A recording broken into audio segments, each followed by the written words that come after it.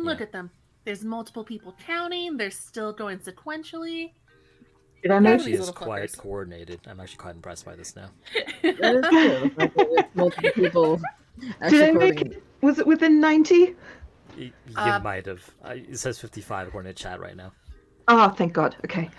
Okay, guys, you can stop the timer. I seriously. So career mode is only 1 to 2 people, so it's only co-op for career mode. But like the specials are the one that's 1 to 6. And free play, I think. Oh yeah, and also free play. Free play. Hello, Zero. Hello, Zero. Hi, Gets Zero. provoked by chat. What's for breakfast? Oh my fucking god. My apologies for the noise in the background. You're fine. You're fine. Chat, we are on 3 continents and 4 time zones right now. Running on 4 fucking time zones, goddamn. Yeah. Ah, that is amazing. That Just Twitch countdown. streams. That is Right? amazing, I'm so right? fucking proud of them. Yeah, exactly. I am so proud. It's Great beautiful. job, chat. Give me 2 seconds. I need to do something real quick. All good. Take your time. Take your time, baby.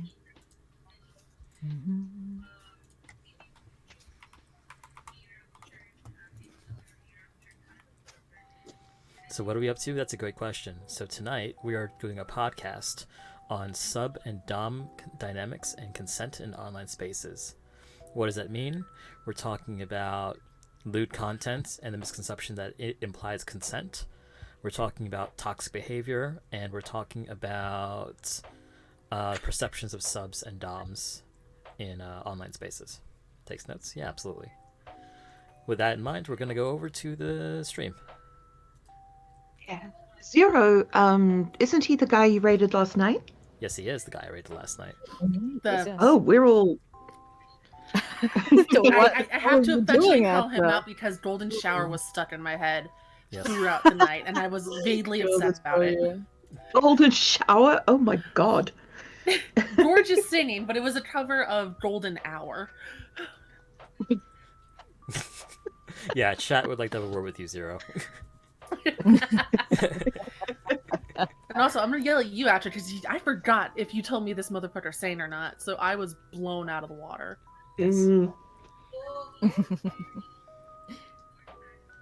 All right, so I swapped over. We can start talking. Dokes. So I think what I would want to start with, I've done the disclaimers already for chat and so on. But let's talk about this misconception that lewd content implies that the creator is inviting a certain type of attention. Because I feel Well, like... perhaps... Yeah, go ahead. Oh, sorry. No, go ahead. Perhaps, for the sake of chat, and the conversation, it might be useful to define, consent, like a definition of terms. So I guess consent would be the notion that you are allowed to do something with someone. Permission, so to speak. Yeah. It's And- that kind of verbal contract of I'm cool with this, I'm not cool with this. Yeah. And when we talk about consent, we're talking about enthusiastic and ongoing consent. Absolutely. Shit, Consent's I'd even important. add on informed. Yeah, informed consent, of course. Yes. So consent's very important. I guess the other terms, so submissive. Should we define submissive and dominant? I'm gonna give this one. Sorry, I'm fighting a sneeze. No, you're good. You're good. What do you mean? I mean, I what think do you mean? Give it to me. you might be best able to explain this one. No, I'm not. Can't. I mean, submissive and dominant roles in like a BD. God, I'm panicking. So you guys help me. Do you need help, honey? Do you need the brain cell? Yes, I need the brain cell right now. I can't fucking think. I got you, boo. So basically, especially in the term of like lewdsome content creators, the idea of taking a dominant role is like you're the one in charge, you're the confident one, you're the one who is going to direct the scenario or the play or whatever terminology you want to use, whereas the submissive is more the one receiving, the one who's being controlled, and is the one who is doing as they are told by the dom. But in these sort of dynamics, a lot of people think that it's the dom who's in control of everything, but it's really the sub and the rules that they lay down. Because Very much if so. they Yeah. aren't down for it, no one's doing anything. Or no one Exactly. should do anything. Right. Well, I mean, I use a hammer if someone doesn't listen to my boundaries.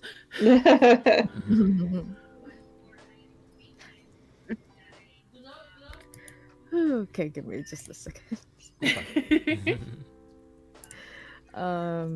Someone's gonna hop on in. I mean, not in the call, in the stream. Just need a link. Okay. Yeah. Exactly, So Loki. I think what is surprising to me when people talk about this, especially a lot of these conversations do happen on Twitter these days for the VTuber community, is that someone will say, like, my content is not an invitation for you to act a certain way. And inevitably, there's someone in the comments, and sometimes other VTubers are like, well, how do you want people to react to you when you, like, put this out there?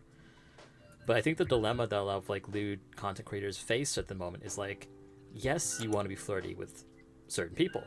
Like, people in your stream or people in your chat. Doesn't mean that you want it with everybody or that you're inviting it. But it's hard to, like, define that for people. Yeah. Because especially VTubers are entertainers and vessels of entertainment, we sort of become seen as vessels for gratification.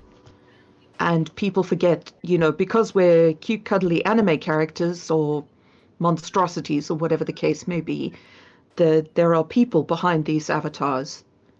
Because people are so, they just like, oh, I push the button and porn happens, when you're live or whatever the case is. Expecting that need for instant gratification without considering that there are actual people behind these mascots or these personas that we have. Because they just see us as this form of entertainment or just anything to just get something out of us, essentially. Yeah, Right. I think there's also the blur of like content and fantasy versus reality. Yeah, like you'll see a lot of people start role playing, for example, even if it's something as simple as trying to dom you from like chat, Yeah. like sliding into your DMs, like assuming that you're a certain way because you play that character in your stream. Yeah. Or like people who get really upset if you like, oh, you're lewd, therefore you must want to be lewd with me.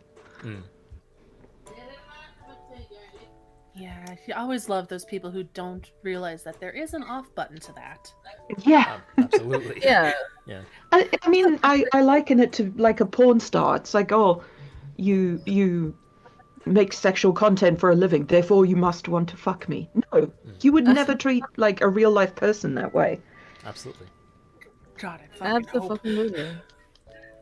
It's like just because they're being flirtatious with you on screen or just because they're acting sexual, making sexual jokes from time to time, you can't just expect them to be sexual all the fucking time. Like, you're not gonna be perpetually fucking horny, hello?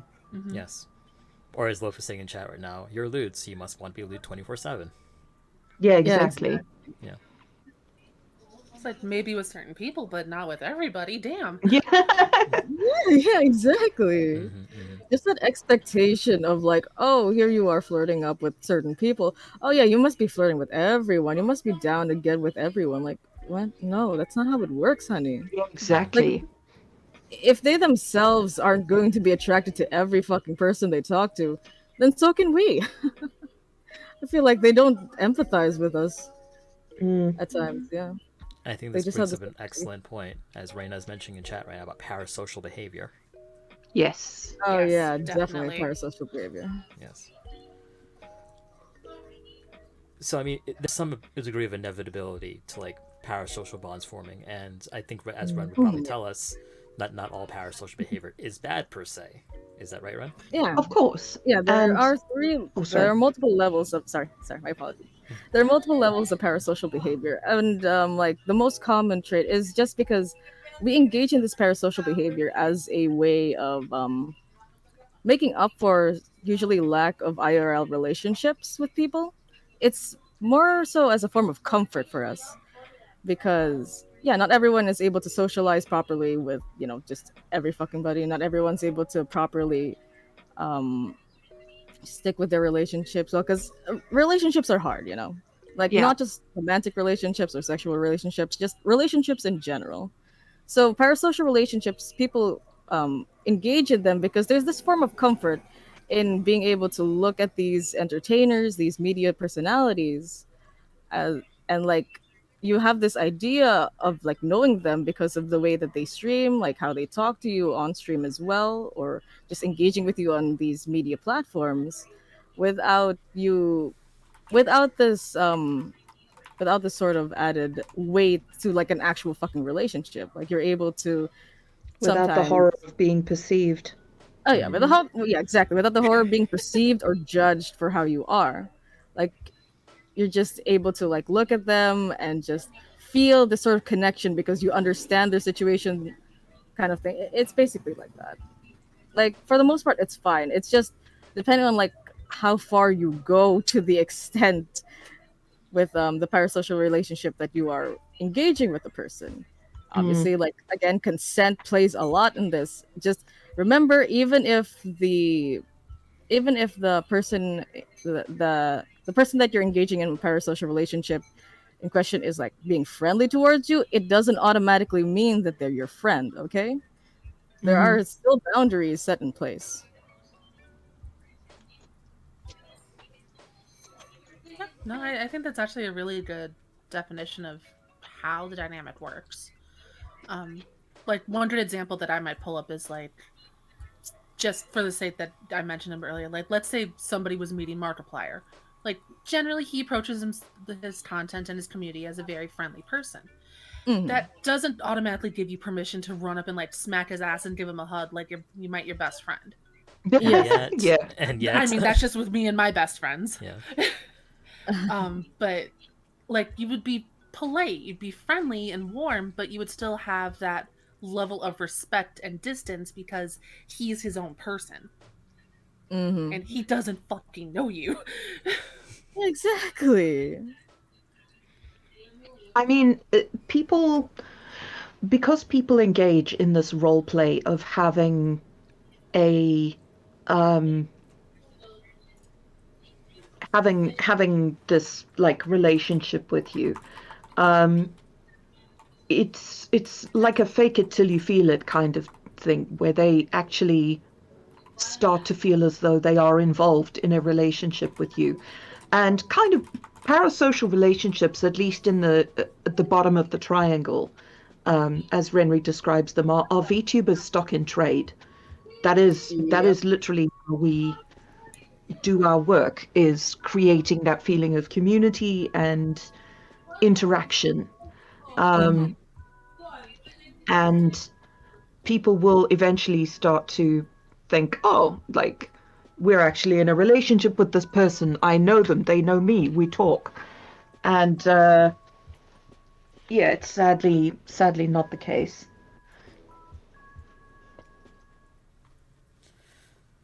So then I wonder why it is that people think that they can go into someone's DMs and immediately start role playing with them. Um, well, I usually firstly call it the audacity, Mm-hmm. whether through ignorance or otherwise, because it's just that assumption of like that assumption of, oh, if they're doing this content and they're creating this, then this must be okay behavior for me to do. Yep. Pretty much. Yeah. And it's I think it's also like a lack of empathy. Like Mm-hmm. Oh yeah, I definitely lack of empathy. I do this with with them on stream or whatever, or even if they don't, they're like, well, they do this, therefore, you know, you become like a vessel of gratification. It's not about the person behind it. Because like people do things that they would usually never do to your face. Hmm. Mm-hmm. For example, sending a And dick pic. Mm-hmm. yeah, Yeah. and I think also the power of anonymity on the internet gives a lot of Exactly. people a lot of confidence, which Mm-hmm. can be used for good and for evil. Mm-hmm. Yes. Exactly. That's how it is. I think this is what Makina, who's also a VTuber in chat, is saying. Creators are at a disadvantage because they're shared so much of themselves while they know little about their viewers, and viewers need to recognize that the creator does not know them.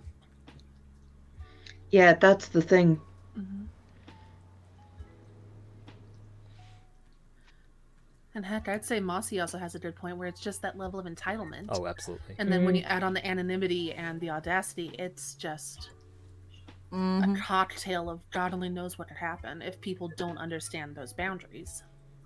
So I, for years, ran and still run, although I'm not like active on there, a Discord server for BDSM or about BDSM relationships, specifically female domination, but also BDSM in general.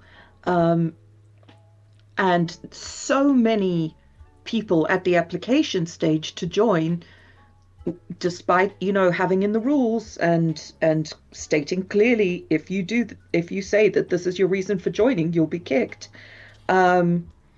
Say that, oh, I'm here to get dominated, and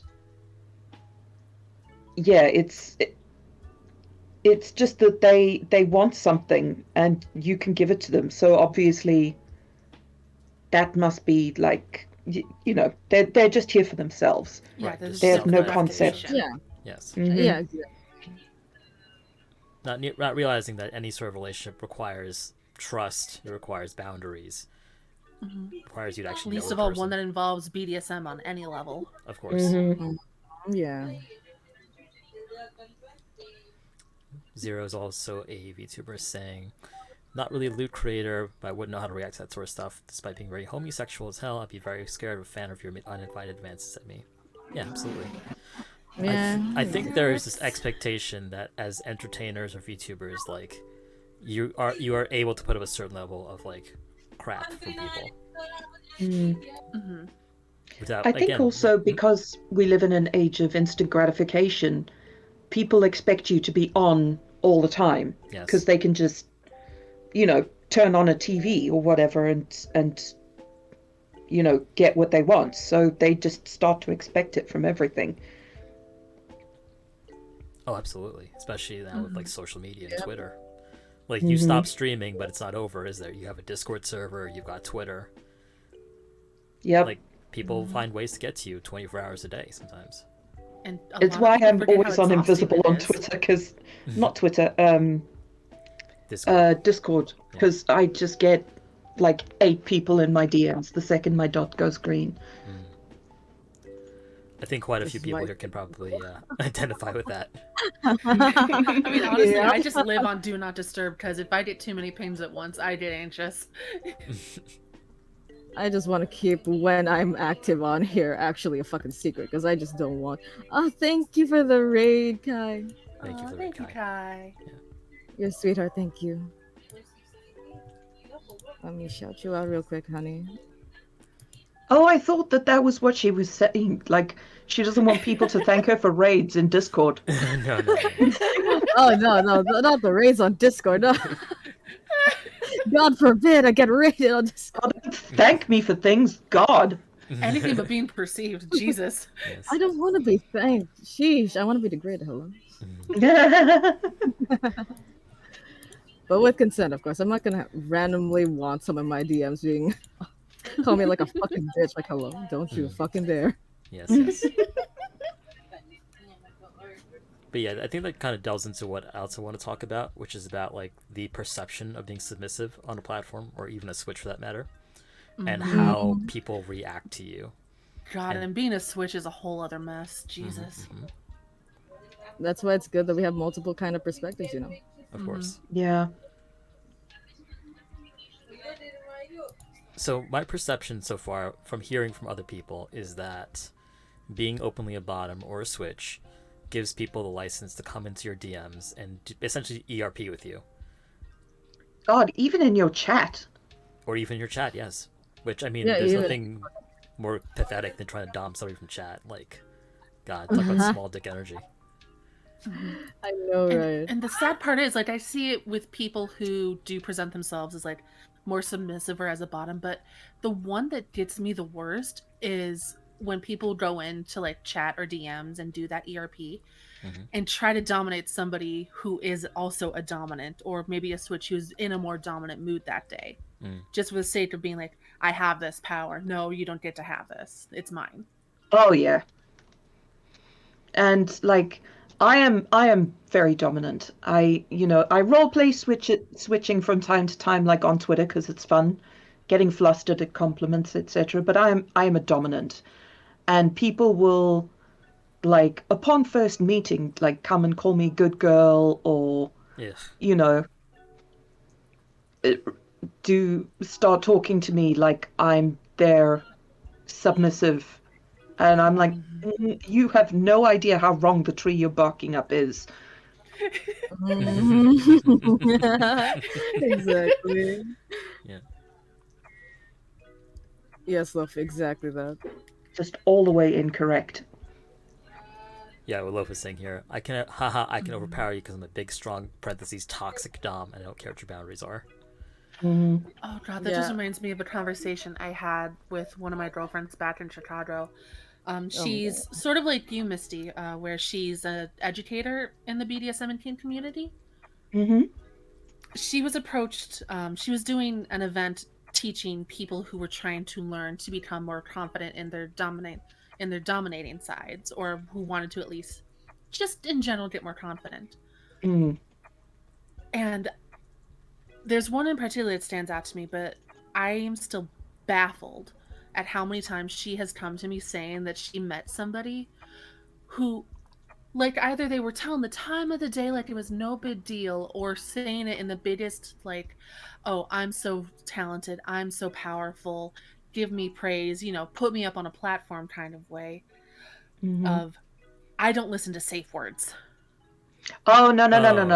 Oh, No. Sirens that What go off in my head the every time I think about somebody being okay with ignoring a safe word. If that red flag was any bigger, it would be a blanket.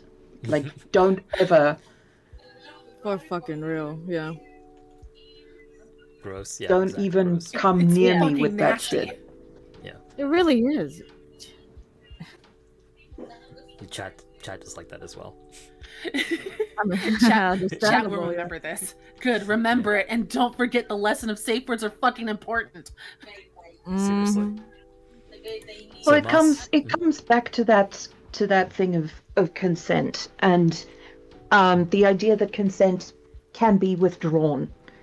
And when you use a safe word, when you say no, when you enforce a boundary, you are withdrawing consent to continue. Yes. If people continue, they are, Committing depending a on what crime. they're doing, possibly even committing a crime. Absolutely. They are committing assault. Yes. Yeah. And it's like, that's one thing that people just don't seem to realize, that consent can be withdrawn. Mm-hmm. And And if you've done it before. Mm-hmm. Oh, sorry. No. There was a pause there. I thought you were done. No, I'm done. I was like, even if you've done it before, even if you've done it loads of times, you can still say no at any point, and the consent is then withdrawn. Mm-hmm. I'm sorry, continue. You're fine, darling. You're fine. You're fine, dear. I'm British. Apologizing is basically my culture. I was going to say it's because you're British. I feel with anxiety, so I feel you. All right, let me read this comment from Vera here. Vera is an aspiring VTuber. I'm a switch, but mostly dominant, and then people come into my DMs trying to be dominated or dominate me right after they saw me online, even though I'm on D&D. Even after I say no, they're like, "Aw, be my good little kitten and dominate," etc., etc. Just no. Mm-hmm. Oh, that just made my tea taste awful. I read it and I was immediately and fucking pissed off. people sub without consent as well. Yes. Mm-hmm. Oh my god, yes. Plushy Bun says, from a personal experience, the worst thing a dom can do is do it for me. That doesn't entail consent when the sub gives in. It's just manipulation. Yeah, that's just guilt tripping, and that's Do it a for me. whole other topic I don't want to get into right now. That's an excellent point, though. That definitely is an excellent point. Yeah, Well, exactly. it comes to the topic of coercion, which sort of ties into consent. And like, if someone has withdrawn consent, if they've said no or like said their safe word, trying to convince them to continue after that is coercion. Now, people are like, oh, you can express disappointment and be like, oh, damn, okay, you know what, that's fair, that's fine. That's a human reaction. But no means no. It doesn't mean convince me. Take the no. Yeah, exactly. Exactly. So many Please people take the no. take the no, and you just don't see it sometimes. Mm-hmm. And I think this is a societal I'm sorry, issue. go ahead.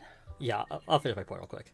I think this is a societal problem, especially for like dominant people, or especially men, to be honest, or masculine presenting people, that you're told you have to convince them, you have to break a boundary, you have to transgress people's boundaries in order to get the yes. And I think there is this notion that people need to like, win it rather than earn it, I think. And that's what kind of disturbs me about the whole thing. Yeah, it's a very paternalistic view of interpersonal relationships where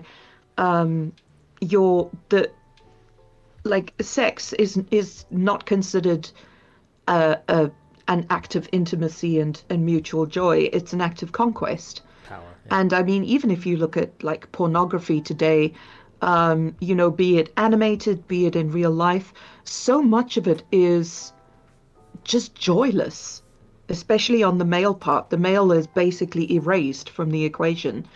They're a dick, and they, like, even in animated porn, like with guys, they don't even draw their face or their head. It's literally just a dick. And I feel that that's a reflection of how society is conditioned, because it's one of the conditioning agents of society, because that's where we go to seek our pleasure and our gratification. And like one of the reasons, interesting fact, that a lot of women are so into gay porn is that it's one of the few places where we can see genuine male gratification and intimacy. And I think that has a real bearing on how men are encouraged to see relationships, how men are encouraged to see sex and intimacy. And it really impacts their enjoyment of the whole thing. And it becomes a competition. It becomes an act of conquest, which is tied into masculinity, because, being masculine is often basically defined as being the opposite of feminine. Makina, I have things. I'm sorry. My sexologist nerd is coming out of her cage. Go for I it. will No, go no, on no. these I rambles. could Unleash listen it. to you talk for hours at this Yeah. point. Yes, please. Please keep Like, going. I'm leaning in, I'm chin handing, I got my feet kicking, like, girl, keep going. Okay, so homophobia. Homophobia often ties into gender conceptions and gender expectations. And one of the reasons that not homophobic men, homosexual men in particular, are so heavily sort of reviled is because they are quote unquote gender traitors. As far as like the paternalistic view of society goes, men are at the top, right? And their masculinity is largely defined as being not feminine, because feminine is seen as lower. So, women are emotional, therefore you have to be stoic and just, no matter what, you just absorb all the shit that comes your way. You're the provider, you just do your thing. Women need intimacy, therefore you must be, I mean, look at all the teen sex comedies about just trying to get laid, and it really doesn't matter who it is or like who they are, what they are like as a person. They just want to get their dick wet, right? Yes. And when you come out as like a homosexual, particularly as a man, it is an act of gender betrayal, because you are accepting the role of the lower, of the female, the being penetrated, for example, the being more emotional, all of those things that people like look down on in homosexuals are feminine traits. The receiver, the softer, the The bottom. emotional, the bottom. Yeah. Yes. And that is why it gives men such uncomfortable feelings, and women, because they've been conditioned. Females absolutely can be chauvinist pigs just as much as men can. So this is not like, To call out you men. know, it's not all about men or all about women. Right. But the reason that homosexuality is looked down on so much is because they are committing that gender betrayal, where they are accepting the role of the lower. And yeah, I forgot where I was going with this. I haven't eaten since yesterday morning. So Oh dear. I think to just bring it back though, so there is quite like to the point of pornography and just like what young men especially are being exposed to at a young age, like how they view sex as an act of power, domination, as something titillating without any sort of intimacy. It does seem Thank like you. that sort of spills into like, especially with younger members. I mean, not to call out. I mean, there's problematic people of all types in the VTuber community, but definitely you see a lot of young men, 18, 19, 20, like getting in trouble for like trying to ERP or dominate somebody because do they know better? No, because what have they been exposed to? Like they've been exposed to pornography and teen comedies and like toxic bullshit on the internet. And I almost feel a sense of sympathy for those young men. Not in any way apologizing for what they've done, because if they fucked around and found out, they found the fuck out. But it's more the fact that they got to that point where they thought it was okay. And I think that is where society as a whole is really failing really any new and coming generation. Because I remember when I was a teenager and even a child and I started getting exposed to that kind of content, whether by accident or by stealing my mom's smut books because they had pretty covers. But it was the difference between, with those books, like well written, communicating couples versus the almost violence you find on the internet as far as pornography or any other adult content goes. I was yeah, it is uncomfortable with just it a as woman being brutalized by a ton of Yeah. faceless dicks. It's her becoming little more than property or just a means for their satisfaction. Exactly. And I was horrified with it as a child, and now that I'm adult and realizing that there's multiple generations of children after me that are coming across this content as well, like I'm fucking mortified.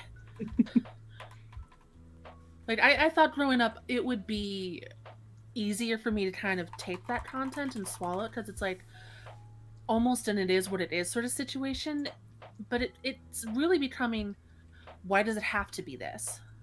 Sort of in my mind. Yeah, it's a great shame. And when people talk about toxic masculinity, can I go on like a short ramble about toxic masculinity and Please what it do. really is? Chat, I will I pin mean a it couple when I say I messages could that I listen want to to come you. back to, but we're gonna just flow for a bit, all right? All right, go ahead, Misty. Okay. Yeah, like So- honestly I could listen to you forever. Like go on. I'm okay. I won't apologize. So people who are against toxic masculinity see the word toxic and masculinity and immediately jump to masculinity is toxic. That is absolutely not the case. Toxic masculinity is the aspects of the gender expectations of the masculine, of the male presenting people that are toxic to someone's development and growth as a human. So something like expecting you not to cry or show emotions ever is a symptom of toxic masculinity, of like expecting people to treat sex and relationships as an act of conquest, that you have to have a woman in order to be in order to be a higher status man or perceived as properly male. Things like that. That is what is toxic to men and male presenting people, which then turns around and comes back on women, because they are also trapped in a very narrow set of expectations. And we are expected to shoulder the burden of what men are kept from doing because of that toxic masculinity. Of course. So, we're expected to be emotional pack donkeys if we're in a intimate relationship with a man, because the expectation of male presenting people is that they are not emotional and that they don't display emotions other than the socially acceptable male emotions like anger, aggression, etc. So they can only do that with their partner in private, and you just become the focus of all of this like outpouring This of internalized, like, all the bad emotions that they're forced to not express because society's like, you're not allowed to. Just take it out on exactly. their intimate partners. And like toxic masculinity is those aspects of masculinity that are toxic to society, to male presenting people, and the effects that they have on people like as a whole, basically like society as a whole and the people within it. So when we talk about toxic masculinity, it's not that masculinity is toxic. It's a very important distinction, and I think more people ought to know this, because when they hear that, they clam up. They're like, "Oh, you're attacking me. You're attacking the foundation of society, and how dare you?" Whereas we're just asking people to be better. It's not, this idea of like masculinity is subjective. It's fluid. It's not prescribed to us by birth. Mm-hmm. Yeah. And oh, sorry. Go ahead. No, you I must first. shut up. Other people need to No, talk. I love hearing you talk. Go first. No. Please. Okay. I'm sorry. I for people in chat who don't know, I was studying to be a sexologist. I never got my master's degree, but this is kind of like all the pent-up sexology nerd stuff is coming out. Yes. The foundational ideas that make up who we are and how we see ourselves and conduct ourselves actually have a physical shape in our brains. They're not just nebulous concepts that exist in the mind. And although those ideas can be changed, if you challenge those ideas, it is incredibly uncomfortable and even painful and frightening to whoever is being challenged. So, like, people being confronted with this information, it they can't just change on a dime. They physically can't, because those shapes are so ingrained in their brains that a confrontation can be a very traumatizing experience. Mm-hmm. Then you add in, like, it's not just an individual problem, it's a familial problem, it's a cultural problem also. Mm-hmm. Yeah. Okay, the people can talk now. I'm done with my rambling. I appreciate I you, love your Missy. rambling, first of all. Yes. And second of all, it is actually a good lead into what I want to talk about someday. But I was going to touch on the fact that, like, especially with the idea of toxic masculinity and the masculine versus the feminine, it kind of also falls down to the fact that so many people fail to realize that it's not the binary. It's not even just beyond the scope of using a spectrum. It's the fact that it's a loop. Like, one cannot exist without the other and everything in between. And in a lot of especially older non-westernized cultures before colonization and gentrification and everything happened, being feminine was sacred. But it's as Christianity and as Anglo-Saxon started taking the spread across the world and spreading their ideals and their cultures, and how men are the breadwinners, men is strong, females should be small, minute, meek. That's where it started really almost fallen into that dominant versus submissive thing again, where it's, oh, I had it. Damn it. I had it. You had it? You almost there? I had it. I had it, and then the brain cell left. I'm sorry. No, you're almost there. So I think what I was trying to get at, what you're trying to get at, is that this idea that men have to be dominant, breadwinners, hunters, so on and so forth, is a modern invention. It's not something that's necessarily. Thank you. It's not necessarily like the natural order of things, and it's not the natural order of things in many cultures across the world. Mm-hmm. So. Oh, you actually helped me remember my point. Thank you. I love you. Yes. But I was actually going to bring up this topic that I've been starting to learn as I delve more into my spiritualism. The fact that our society as a whole, as it is based around masculinity in almost every single concept. Like, even down to how we handle time. Because men and those who are masculine tend to be associated with the sun. It's a 24-hour cycle. Rises in the morning, peaks during the day, and the afternoon goes down, and then rests at night. Where women, even biologically, we're more associated with the moon. Between periods, matching the lunar cycles and all that, and the general ebb and flow of the more flowing and water associations tides, that women tend to have. Like, women take things slower. And of course, this is all generalizing based on old language, not including anybody who's not on the non-binary spectrum, which needs to get updated. But until then, this is the terminology we have. But it's just something that I never really thought about, or it didn't really click until I had read it, that everything is scoped around this idea of masculinity and dominance needing to be the key progression in what we do as a society. Like, it was mind-blowing to realize that. Absolutely. Like,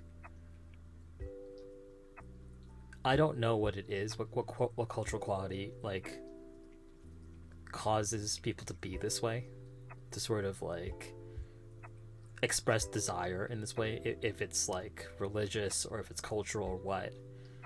But when it comes down to it, like, it takes an intense reprogramming of a lot of young people to, like, understand that behaving in this way is just not appropriate. And unfortunately, they just make it the problem of, like, moderators and communities and VTubers and just streamers. What really needs to happen, and the most powerful way that those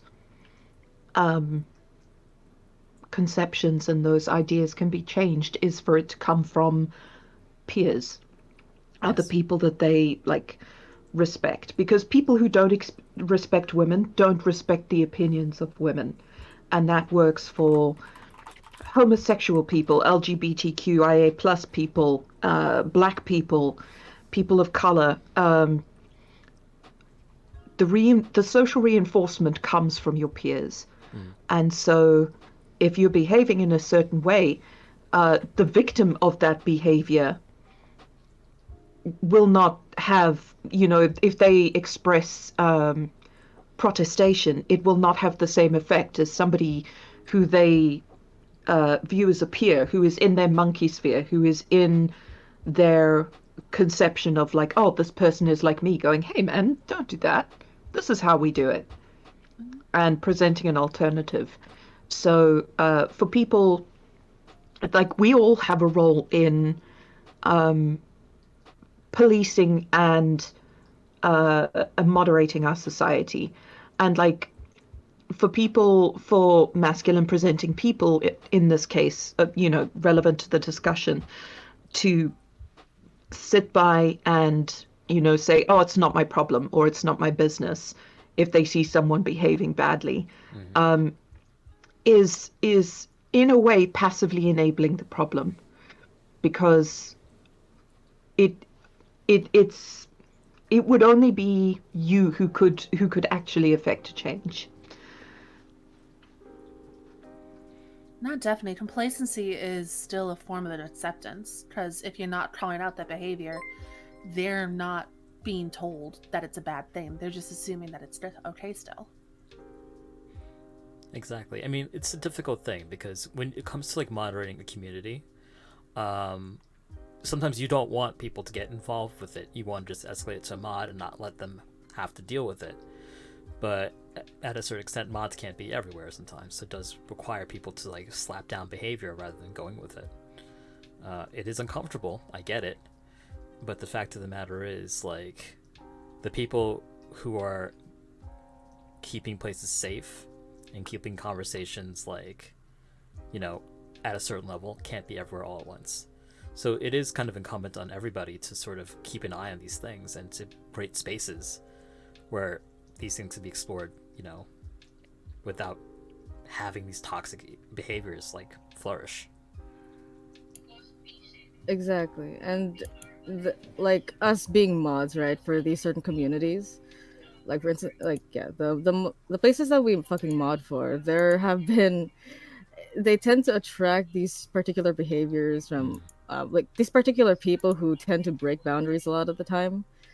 It's usually because, well, at least for my sake, well, not for my sake, from my perspective, since I usually, or since I mod for places that um have a lot of females in their server, Mm-hmm. it tends to attract a lot of these men who kind of want the same attention that is given to the VTuber themselves that, you know, hosts the server. Mm-hmm. And so they kind of have this mindset of like, oh yeah, there's like a lot of girls in this server, so I mean maybe can get into, you know, some of that action myself Mm-hmm. and all that kind of shit.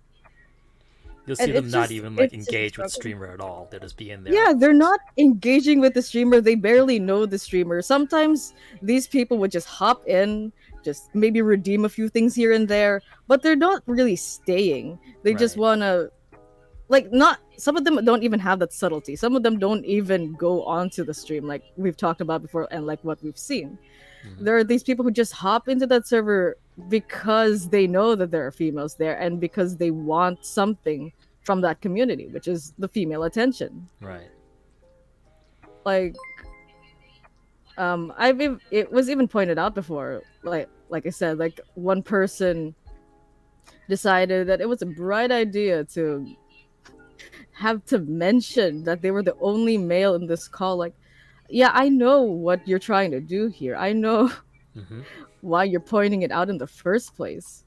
You're not slick, Because it's buddy. not meant to be a big deal, man. It's not meant to Mm-hmm. be a big deal. Like, yeah, statistically speaking, because there are a lot of females in the server. Of course, usually, especially like when it comes to active people in the server, it has been like from what I've seen, most of them have been female. So Mm-hmm. because of that, of course, statistically speaking, it's just going to happen. It's an inevitability. It's like catnip for predators. Yeah. Yeah, pretty Also, much. guys that people that go and like sit in the voice channel when no one else is there, Mhm. just hoping that like Mm. someone will come in and like talk to them Yep. or whatever it is. Yeah, like it just reminds me of almost that toxic invasion of like safe female or younger spaces. Mm-hmm. Like God, the brony movement. Oh, God, you triggered flashbacks. Oh no, don't worry. God. I triggered my own flashbacks. Unfortunately, I'm not versed in the brony movement, so I'm gonna clean this van while y'all delve into that one.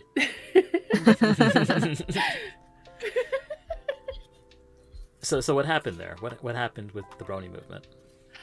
So My Little Pony. Mm-hmm. You know, a genre, a series that by and large is directed toward female children. It's fucking ponies and rainbows and sparkles and love. Friendship is magic.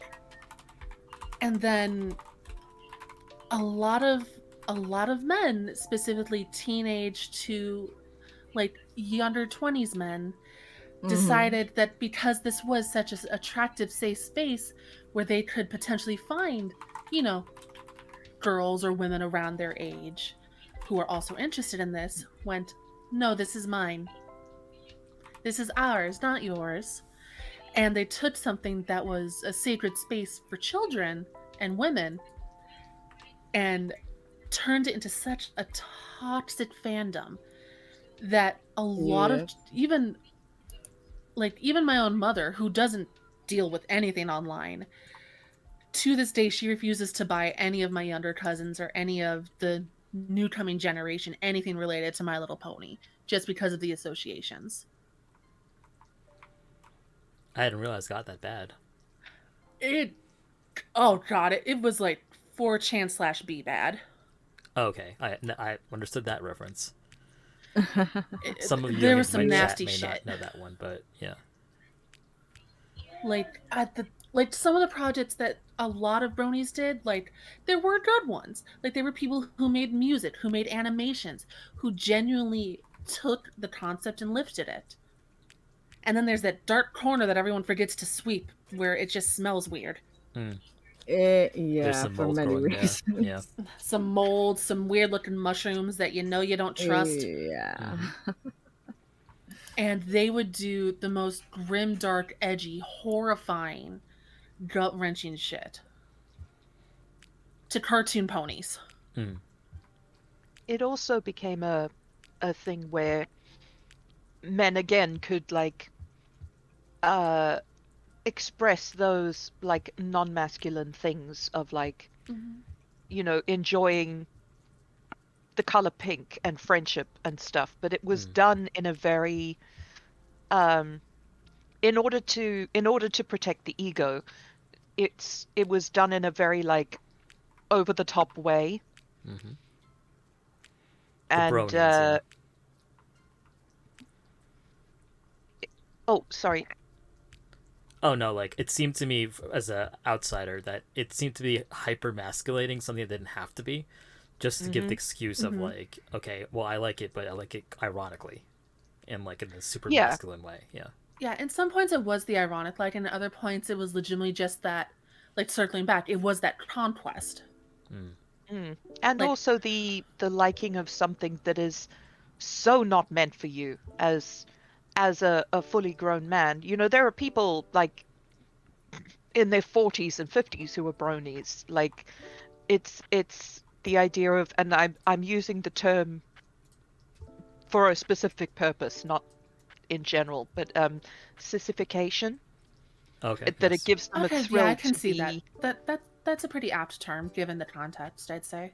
yeah, that they are, um, you know, that it's becomes like an act of humiliation and degradation for them, Mm. and that's a kind of thrill in and of itself, but it's not an appropriate space for that kind of behavior. It's a space meant for little children, and it's being co-opted in this weirdly like gratifying, BDSM. often sexual, Yeah. Yeah. violent way. And Yeah. and with me, it wasn't even the fact that it was being taken that way, because we all know adults do some weird shit, especially people online when they have that power of anonymity. Mm-hmm. But it was the fact that the spread of what they were doing was so big that if you looked up specific characters, you would see the adult content first. It became too ubiquitous. Yeah. It became such an Exactly. integral part of the main thing that it became. I don't even have a word for it really, but it just overtook everything. Like it was just an all-eating virus that killed itself from within.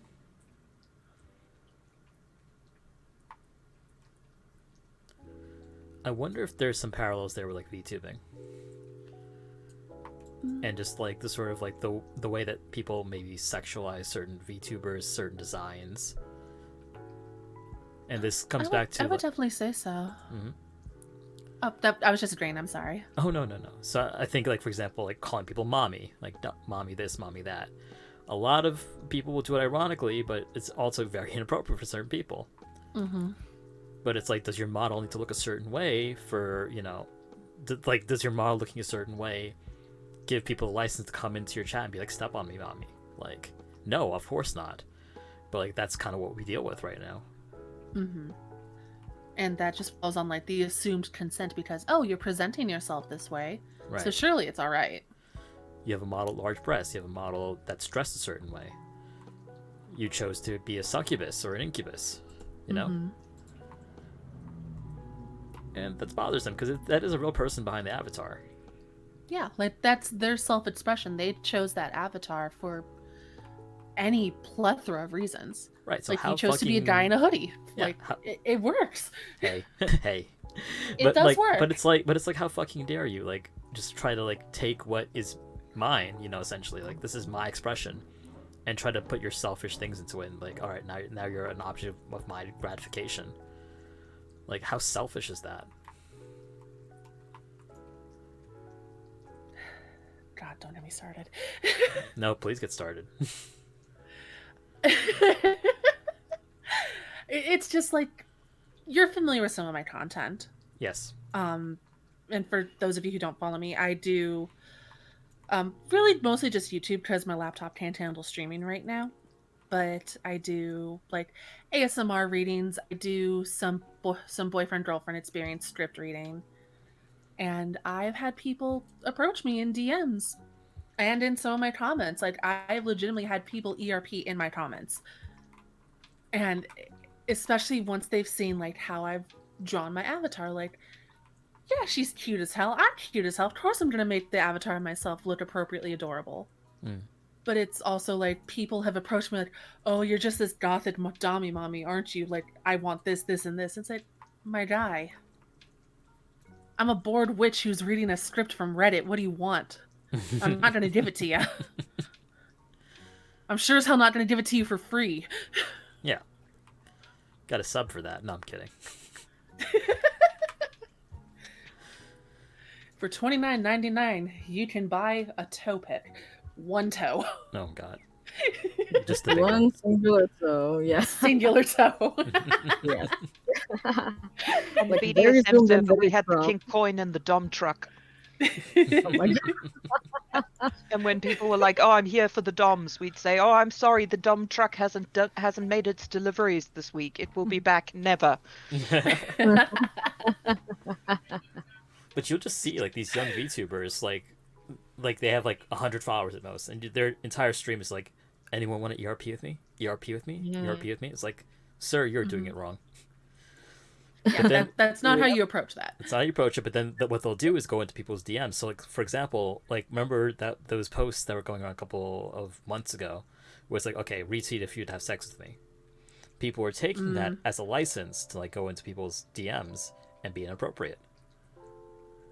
Which I honestly just can't understand. Maybe it's because I am a bit older or I have more experience with the community, but it's like it's more playing with the fantasy. It's a way to get interaction. Of course. It's not sitting there with your legs spread going, "Come at me." Exactly, yeah. It also feeds into what we call the king coin or the kindness coin. The people think that VTubers are basically like vending machines, where if you put enough money or kind comments or compliments or whatever in, sex will fall out. Yes. And that they are entitled to that prize because they have quote unquote paid the price for it. And they are seeing their support as a commodity that they can leverage for their gratification. Yep. It's like the fucking nice guy mentality, you know, like if I do Oh, enough yeah. favors for this girl, then she's gonna sleep with me.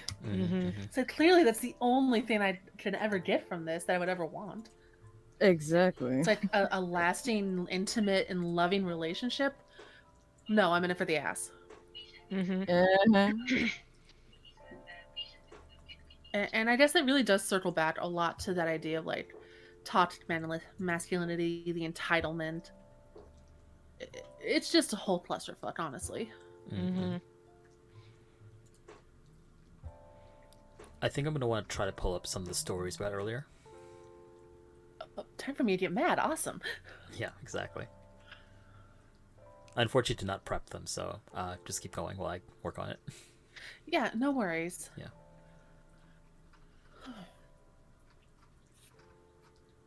I'm just trying to think of anything recently that may have happened. So I actually do have a recent Oh. story here, and I'll read it out for you. This comes Oh. from Vera. So let me clip it real quick. Oh, while you're pulling that up, Raina does actually have a comment in chat. Oh, sure. Go for it. Raina typed, I went through that this last weekend. A patron was being rude to me. It's like, just because you're paying for my content doesn't give you the right to speak disrespectful to me. And this I feel on a visceral level, because I do have a Patreon. And some stuff that's not YouTube or Twitch friendly is on there. Mm-hmm. And I do have one patron that I had to actually cut because they were acting so entitled to me and my time because of the kind of content I create. Mm. It's like, you pay for what I give. I'm not giving you any more. Mm. This is the price I established. This is the transaction. You don't get to change the terms. Right. Like, you're not selling them on like a relationship. You're not the commodity. The commodity is what you're putting out. Yeah, the commodity is an MP3 I post once in a while. Exactly. It's like they're not entitled to me as a person. Mm-hmm. Okay, 1 second. Let me just add Vera's image onto here too. And my mods, let's see, Puzzle, would you mind grabbing Vera's Twitter account?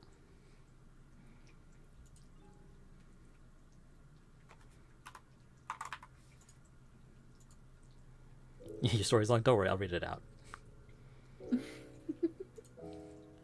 And it's an important story, so don't feel like it's too long or whatever it is. This gives me 2 seconds to pull up because this is being annoying. Yeah, no, you're okay. Yeah. There we go. Okay. This is our friend Vera. Okay. So Vera says, my story happened a few days ago. The situation happened to others before, and I'll expect it'll be bound to happen again. At some point it did. This person recently joined the server and joined in VC with me, and the rest of friends that I know because we're having a community night. After the day, we tend to join VC to relax, and this dude kept joining in with me. I wouldn't mind, since it's an open VC for all after all. You know how I am and how I treat people around me, no matter new or old friend. This person hits me up in DMs, which I don't mind because I'm usually open to for reasons. We barely talk to each other, and when we do, he starts the conversation and me just saying nice things and hoping his day is going well. However, hang on. Personally, I think this person took advantage of my kindness in DMs and think it's okay to be flirty with me out of nowhere. I tried to avoid all his BS, and this person kept starting with an uncomfortable statement, like, oh, are we fighting? You didn't say what kind of fight, so I thought about tongue wrestling. Ugh. My fault. Yeah, exactly. Gross. My fault was, and I'm not agreeing by this by reading this, but here we go. My fault was that I'm still being nice, but I avoid all uncomfortable conversations, start to like RP, etc., and say, he pulled her into a kiss quickly, holding her in a hugging position. I immediately brush him off and he got mad that I'm not flustered. Bear in mind, I'm tired as fuck after a whole day of class, etc., and this person's just a bit too much. What's worse that he blamed that, oh, because he is a sub, that's why he's so easily flustered and mad that he can't make me blush, although I'm easily flustered as well. He then say, oh, it's a bottom pain, so I stop him right there and say, it's starting to piss me off, and he said that. He started to excuses like him being a sub bottom switch for not being able to fluster me. So I told him the nicest way possible. Without letting the anger in me get to him, I said, doesn't mean you're flustered easy, that you're a bottom sub, because basically you're just reactional personality. He agreed, but still tries to flirt and give compliments, but I'm too tired and just thank him for the compliments, and I'm just thinking he's being too sweet. This man really said to me, oh, am I? Then why don't you take a bite then? Haha, I'm kidding. Listen, I might be unhinged, not so say so, easily flustered, and too nice for my own good, but it doesn't give you the fucking right to just immediately do that RP shit and be flirty with me out of the blue, without my consent, etc. I agree it's my fault that I'm not too stern, because I don't want to scare people away all of a sudden, but please. You're sweet like a blueberry. That's just too much. You sound like a creep. And you sound creep, that's for sure. I ignore this person's DM so far. Alright, so the first comment I'll say, like, none of this is your fault, Vera. Okay. Mm-hmm. Not because you are not being stern. Like, nothing about what you do and the way you interact with, like, Discord servers would invite someone to be like this to you. Yes, exactly. Yeah.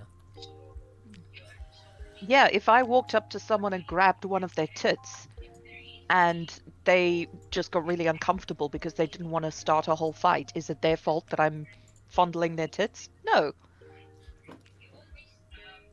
Exactly. Yeah, it's Yeah. fucking exactly, And exactly.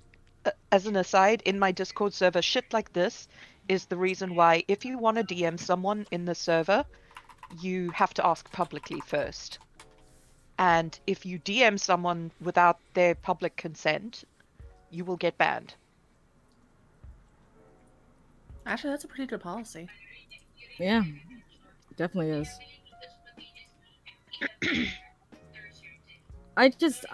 One of the things that really like annoyed me is them going like, haha, it's just a joke. Like, yeah, sure. Y'all really just make those fucking excuses of because you just want to, not have any sense of accountability. So you're just like, Right. oh, it's just a joke. I was just kidding, guys. I wasn't being Yeah. serious. They'll say what Yeah, they really sure. mean and then say ha ha. Haha, yeah. It's that Exactly. fuckboy Makes it ah ha okay. ha mentality. Mm-hmm. Uh-huh, exactly. But I also think, especially with, first of all, Vera, it's absolutely not your fault, so shush.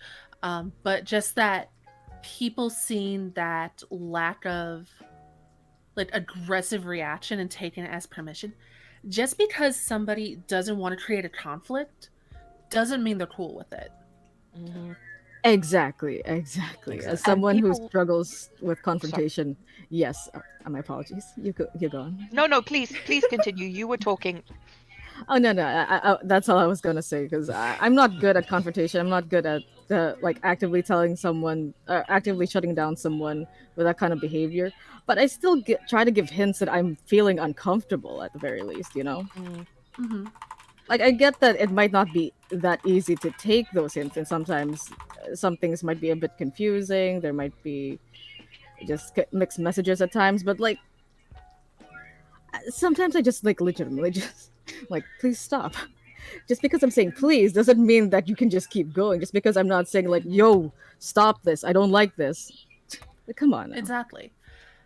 And I think, especially when I was younger, I had a similar belief system. I'm still trying to get over it, where it's like, I don't want to cause a scene. I don't want to be perceived as a bitch or anything for laying that boundary down firmly. But it's like, you know what? Some people are so dense, they're not going to get it unless you smack them in the face with it and be that bitch. Mm-hmm. Or they And don't if you want have to be get a it. villain, and even then, like if you have to be a villain in in a creep's backstory, I'd rather be a villain in their story than a victim. Because I've been in that situation too many times in my life, and I keep seeing it happen to people who I hold dearly in my life, to where if they're afraid to be that bitch, I'll step up and I'll catch a case. Because nobody deserves to have that autonomy taken from them.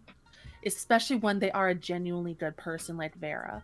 Like, I'm seeing her comment in chat, and it's like, you are never at fault if someone tries to take away your power.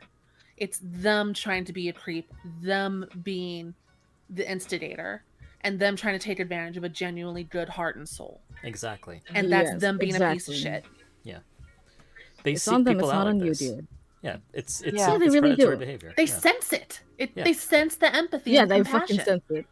Yeah. And Yeah. one of the tactics of coercion that we were talking about earlier, one of the tactics of coercion is to abuse the fact that you are in public and use public pressure and expectation of not rocking the boat, making a scene, disturbing other people,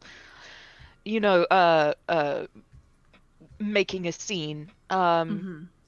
to do what they want to do because you will absorb shit like into yourself rather than violate those public expectations.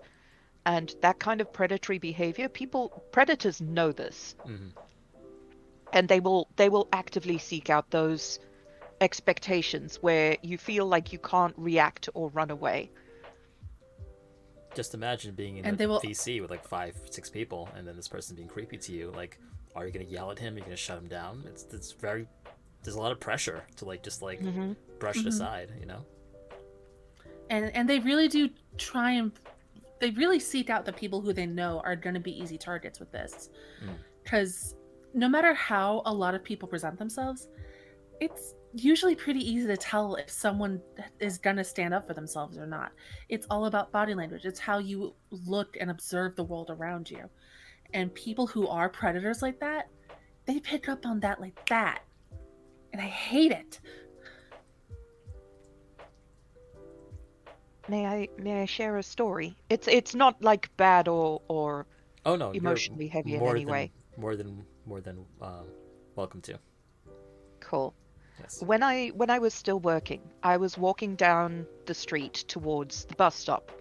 It was 7:30 in the morning, and some guy crossed the road going, "Hey, gorgeous," and like I just turned around and I said no, no, no, no, no, no, no, I'm not interested. And they're going, "What? I'm just talking to you. I just want to talk." And I'm Oh like, my god. "I can tell where you're going with this whole gorgeous thing. Please just leave me alone."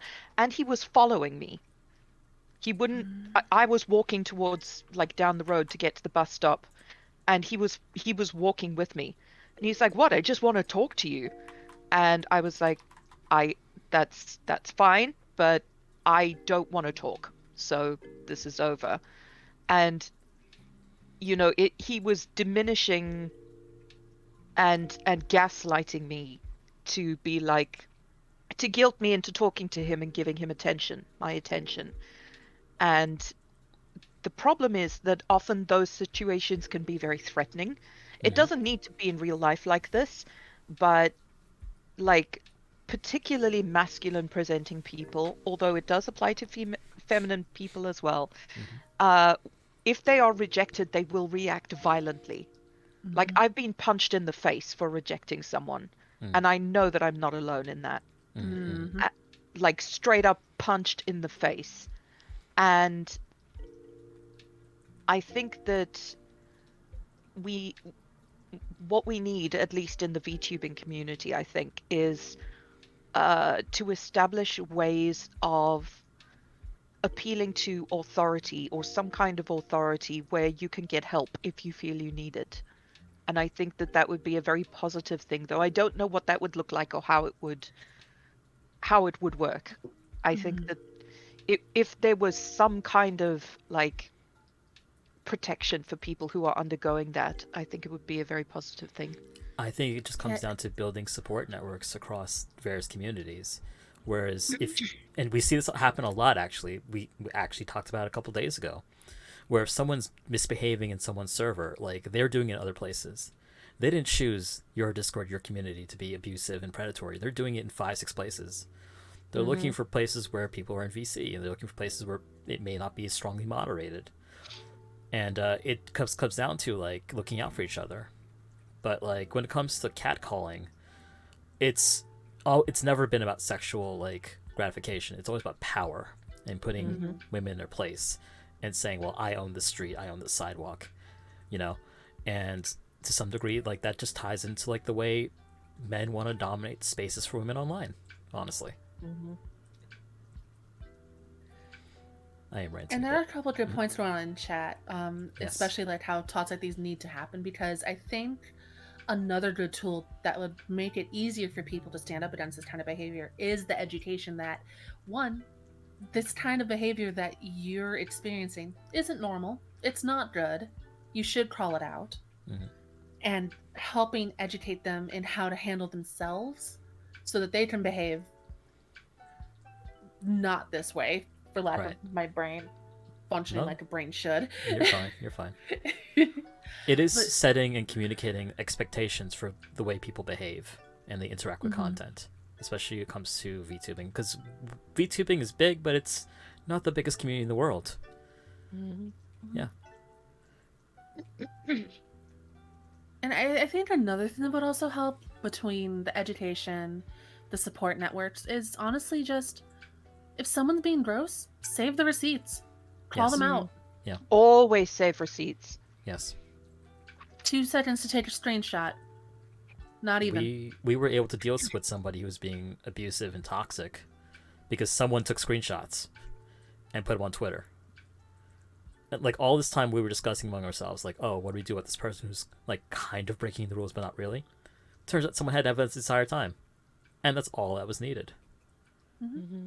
So document this stuff. You have to, because even if you're strong enough to like ignore it or to like just shut them down, there's always gonna be someone else who needs some help in dealing with this they're sort of always things. going to find someone who's not as strong. Exactly.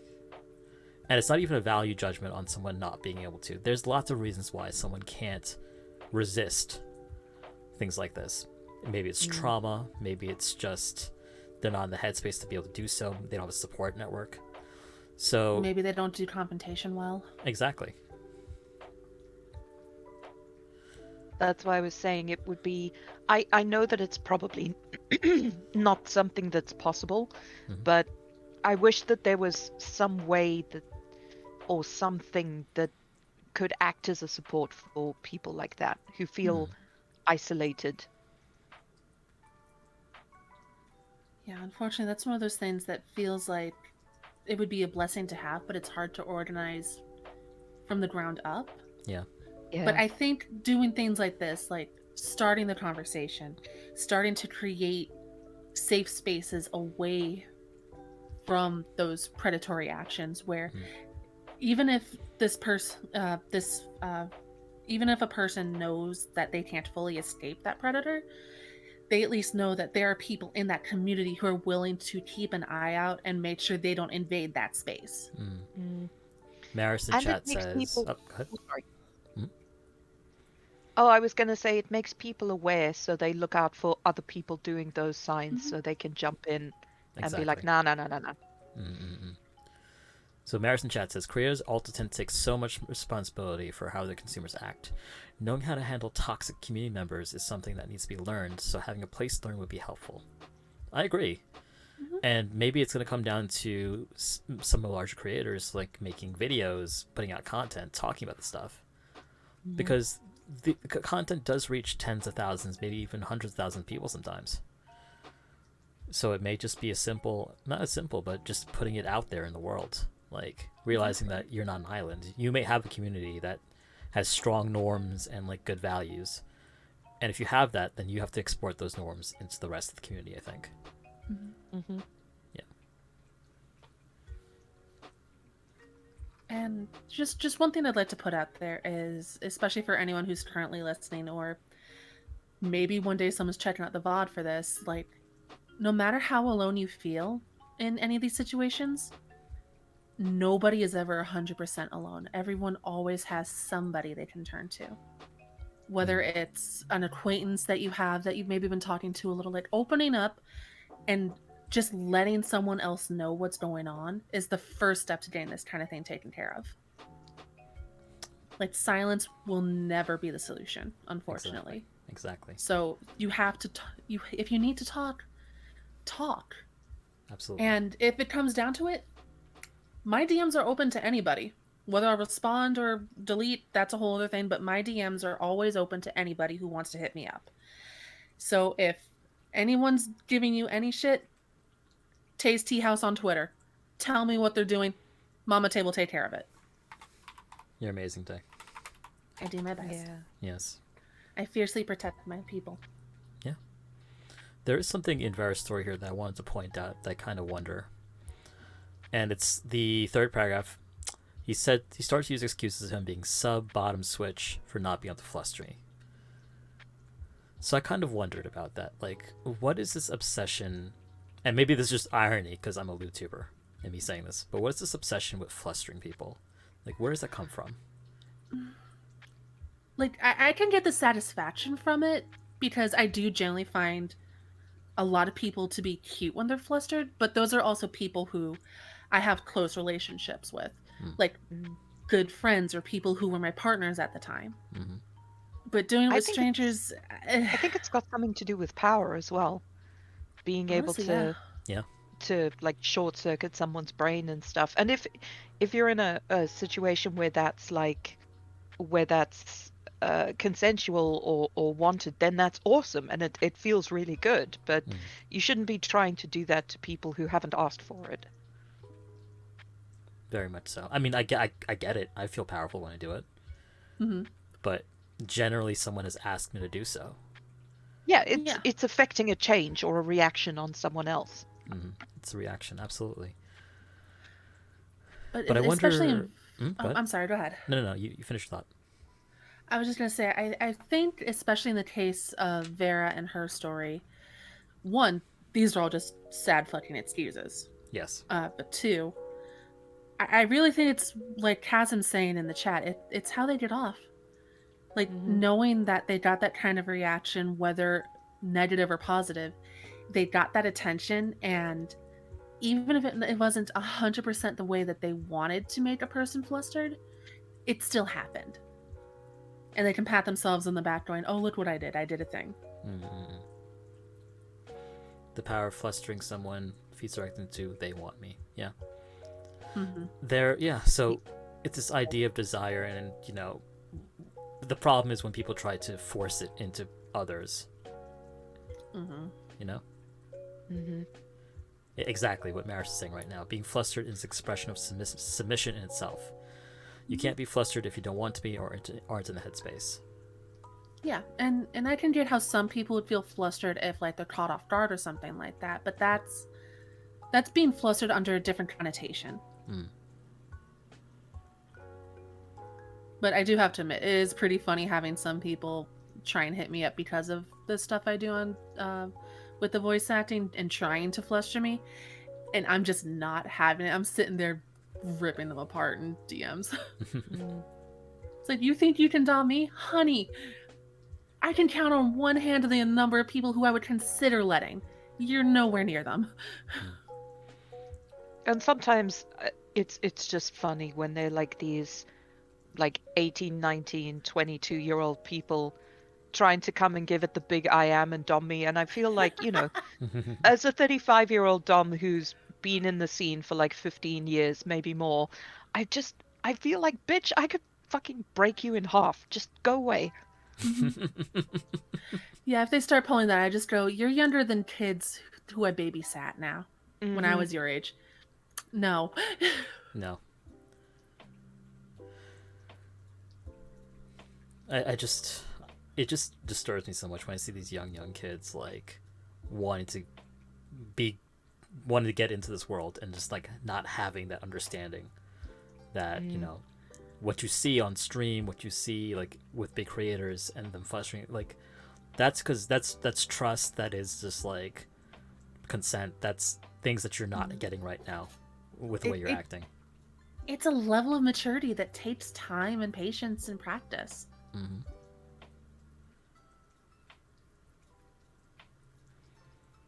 it's not to say if you're that young that you can't do it. Like I've seen plenty of like young lewdtubers, 19, 20-year-olds who have a pretty good understanding of this stuff. But they've taken the time to work on themselves and build relationships and understand people's boundaries. Zachariah, for instance. I mean, he's just turned 20 in the last, I don't know, few months. And I thought he was way older because he's a lot more grounded and knowledgeable about how to navigate these kind of situations than a lot of people who are older than him. Oh yeah, like I don't want to make it seem like I'm picking on like young people, because there's plenty of people in late 20s, early 30s, going into their 50s, who like still haven't understood like how to interact with people. Yeah. Yeah. It falls down to most social intellect, or at least flexibility, and definitely that level of maturity. Okay. OPS just did a little hiccup there, but I think I'm okay. Yeah, no, we're still on. Okay, good. I'm going to flip the story over real quick. Vera, thank you very much for sharing that story with us. I am sorry, because I feel like this happens to you a whole lot, and it's honestly fucking bullshit. Yeah. And if it happens again, you just have to find us, all right? Because Yeah. I'm tired. We're all tired of like having this happen to our friends. Yeah. Honestly, thank you Vera, for- I am almost always online. Just hit me up, honey. Yes. Oh, there's Vera's answer. Yeah, Ratty, yeah, you can send me something also. I would actually love some male perspectives on this. Actually, Hi, yeah, Reddy. thank you, Vera. You reminded me of a thing I want to touch on. Vera saying, what does being flustered have anything to do with being a bottom, sub, dom, top? Exactly. It's not just that. And especially with this person using, "Oh, I'm just teasing you because I'm a sub," as an excuse. It's no, you're doing this because you're a piece of shit. Mhm. Like, you being a sub has nothing to do with it. I'm gonna I'd pull up. also Go ahead. Go ahead. feel what you said, Durati, about having a male perspective. Mhm. Like we are one man and 3 women. Mhm. So it will kind of skew heavily towards our experience, which tend to overwhelmingly be with men, Mhm. but that does not mean that this is exclusive to men or anything like that. Oh yeah, no doubt, Absolutely. no doubt. And Mossy's also wondering if she can DM you, Atcha. Yes, please.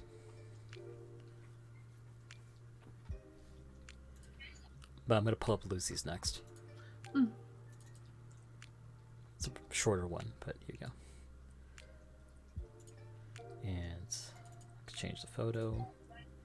Guys, if you're gonna DM me a story, make sure you include a PNG too, so I can just like put it up there. Thank you.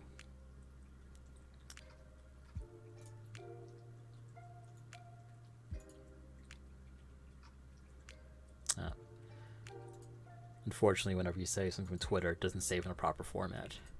I don't know why. Yeah, if it's transparent, it JPEG. looks like ass. Yeah. Okay, there we go. Alright, this is our friend Lucy.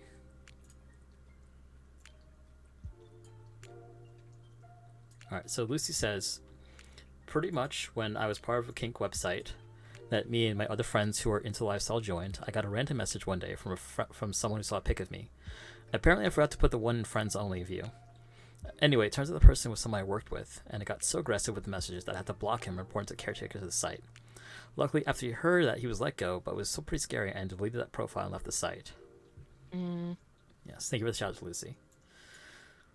So, the reason I highlight this story is because as VTubers, as Twitch streamers and such, we have our online space, right? But there are always people trying to find out more about you. Your IRL name, what you look like, where you live, where you work. Yeah. It's not always like to stalk you and hunt you down, but it's like to get personal information from you. So I just wonder, like, how do people sort of enforce these boundaries with like chat with like their communities? I think there is kind of a thing of you kind of have to hide almost. Like you have to take steps to hide that information. Yeah, because whether it's like maliciously trying to get your information or like Uncle saying, like sometimes they're just generally seeking closeness because that's stuff you ask your friends. I know personally with me, even if I haven't started streaming yet, I have a dozen blacklisted words that involve my address, my real name, names of people in my family, just in case. Mm-hmm. So if anyone even guesses a name, it's not going to show up in chat. Adamine says, I think this is one of the reasons when I started joining other communities from Twitch. I deleted every IRL picture I have of me on social media that I shared on Twitch and changed my name on things to Adamine. Yeah. I mean, this is the risk. Sometimes these people are very well-meaning, but they don't get that because of bad actors and because they're overstepping boundaries, it still comes across as threatening. Like, you know, they might just be wanting to come and tell you about like how much they love your content and they think you're really great, but like when they turn up at your door unannounced because they've like geolocated your house, that's extremely threatening. Yeah, in fact, I believe Shibuya just a bit. Kaho had to deal with this over the weekend. Yeah.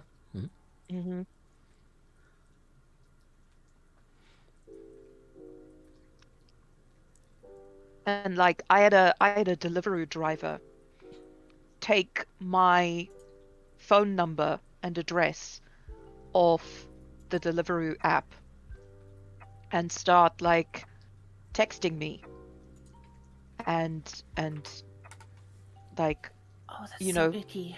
yeah, and because he's a delivery driver, he's been to my house because he's delivered food. He knows my name. Like, And luckily, I told him, like, this is how women get attacked. I don't like this. I'm not going to report you, but you need to stop this right now. And he did. And that was the end of it. I never heard or saw from him again. But yeah, like that. Although that behavior might be meant in a non-violent or threatening way, it comes across that way. I wish I could say that was the first time I've heard a story like that, but no, I've heard that story many, many times. It's horrifically common. Very, very common. Where delivery people or people like coming to your house will like take advantage of the fact, ask for your number, these sort of things. Yeah. So Lucy, I do thank you for sharing that with us. We do appreciate it. Yeah.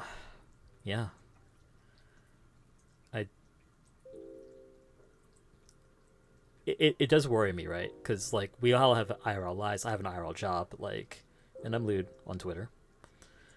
I just do wonder, like sometimes, like if someone was to do enough digging, like what could they put two and two together? You know? Yeah. And also for VTubers and like content creators and stuff, make sure that if you're conducting any business via PayPal or making payments via PayPal, convert your PayPal to a business account, because it will, and I got burned with this, and thank God it was someone who I am friends with who was like, hey, like, but it had my name and address on my PayPal, and that was, in the receipts. People could just view it. And normally that information is used for like online vendors, that kind of thing, to know where to ship your packages. But if you are on a personal account, that information is available to whoever you send money to. So convert your PayPal accounts. I will do that later. I apologize. Thank you for telling me about it. I also gotta do that later, actually. Yes. Thanks for reminding me that was something I meant to do. Shit. Yes. Chat. And in America, in particular, data protection laws are shocking. So you can find out a lot about people. If there's one thing you take away from today, chat, make sure that you convert your PayPal into a business account. If you're doing any sort of you're commissioning artists, you're any business you're doing. And also, as an artist, please change your fucking name into your business account, because I've had people point that out as well. Yes. I did want to. So this story. So this is from Puzzle Piece, my mod, and it's a really important story because it does involve like internet groups and like role playing. So I'll read it out real quick. Okay. And so I met this guy. He was a friend of a friend. We're getting to know each other. He was playing custom D&D setting campaign. It interested me, so I made a character.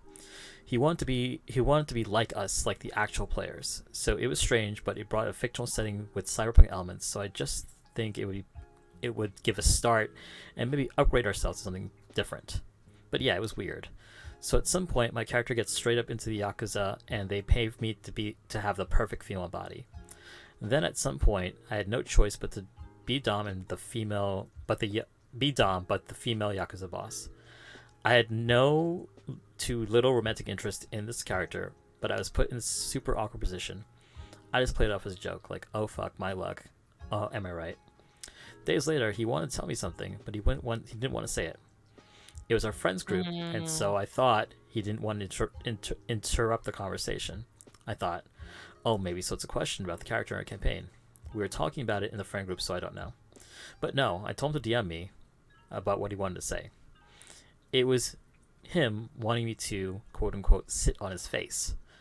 I had no idea what he was talking about, but I had never had sassy DMs before. I was very uneducated about this.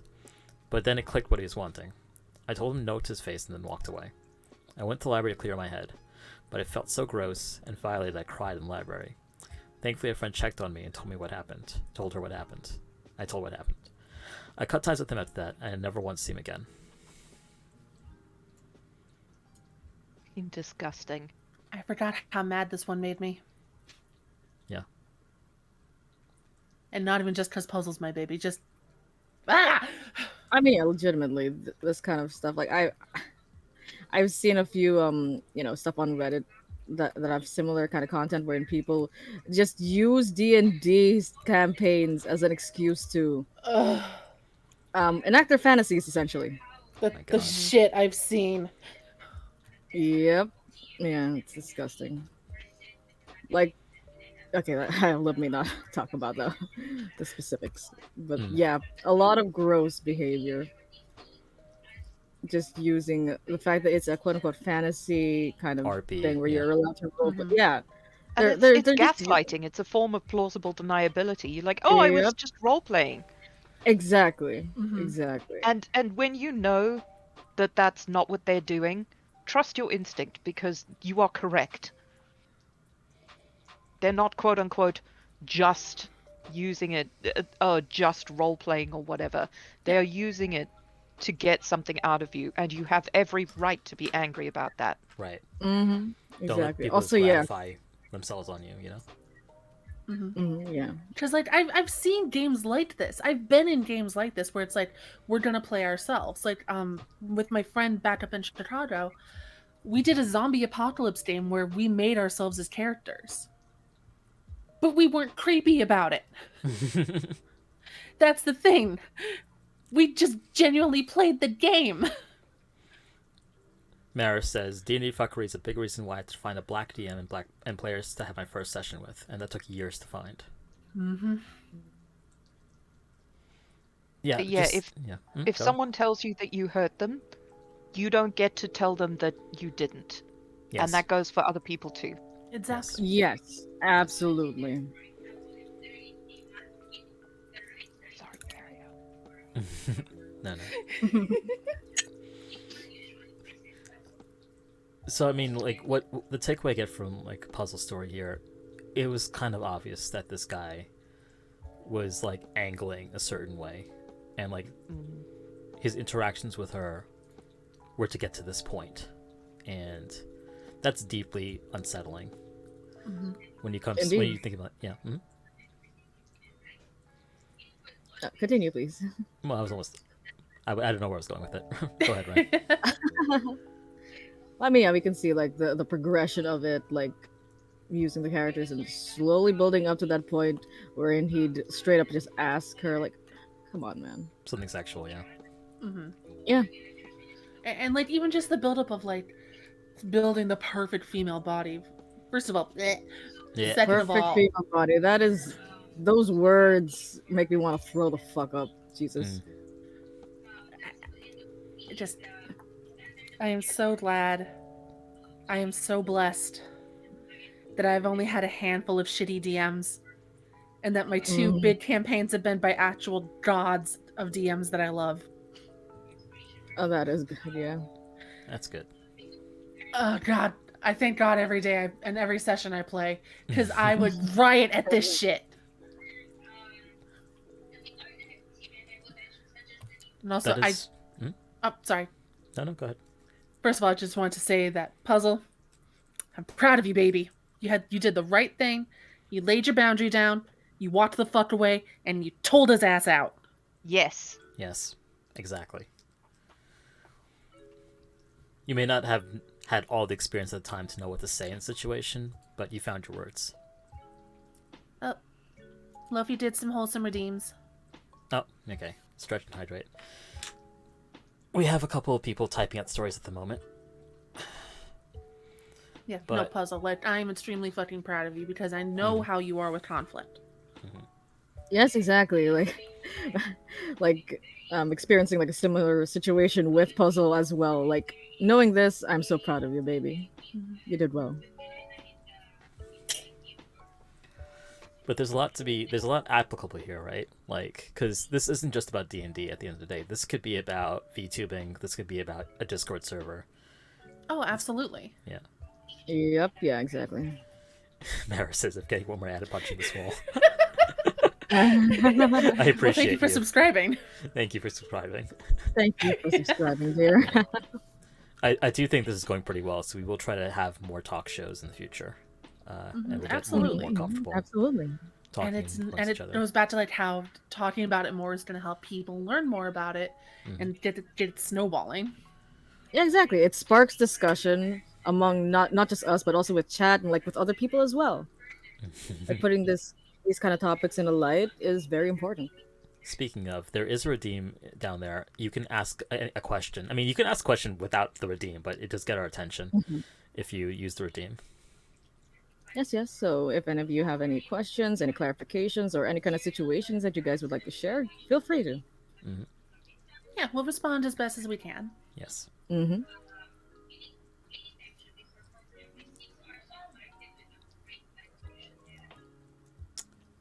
It is kind of funny because I'm like 3 weeks into being a lewdtuber, and I'm like still not entirely sure what I'm doing. You're doing your best, and that You're counts. doing great, is what I'm seeing. Like, come on, with the amount of support that you're being given as well. We love your stuff, man. Question: doing well. Why is Tay such a fucking delight? She is delightful. Faye, isn't don't she? make me kick your bedroom door down. I will do it. I will go across the hall, bitch. You know she's just naturally that way, baby. You know she is. Okay, we have a story here from Ratty. Ratty would like to tell us something. Okay. Give me 1 second to save it. Big thanks for you. And Oh it's- my fucking god, yeah. Yeah, It is- hero, yeah. Yeah, that is an adorable PNG. Oh, Ratty. yeah, I feel that, hero. What did Hero say? What irks me the most is when people try to DM you, be friends, but you specifically outline you can only DM them, but business related. Ah, ew. Ew. Gross.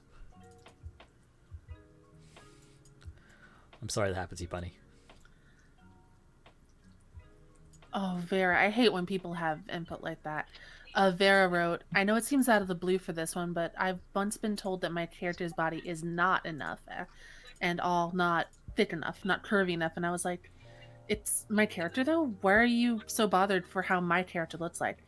And they stated that it's making them act up in some way if I do this and that. They're not a dog Ah! or an animal. It's not like they can't help the way that they act. Like you either have control over your actions or you don't.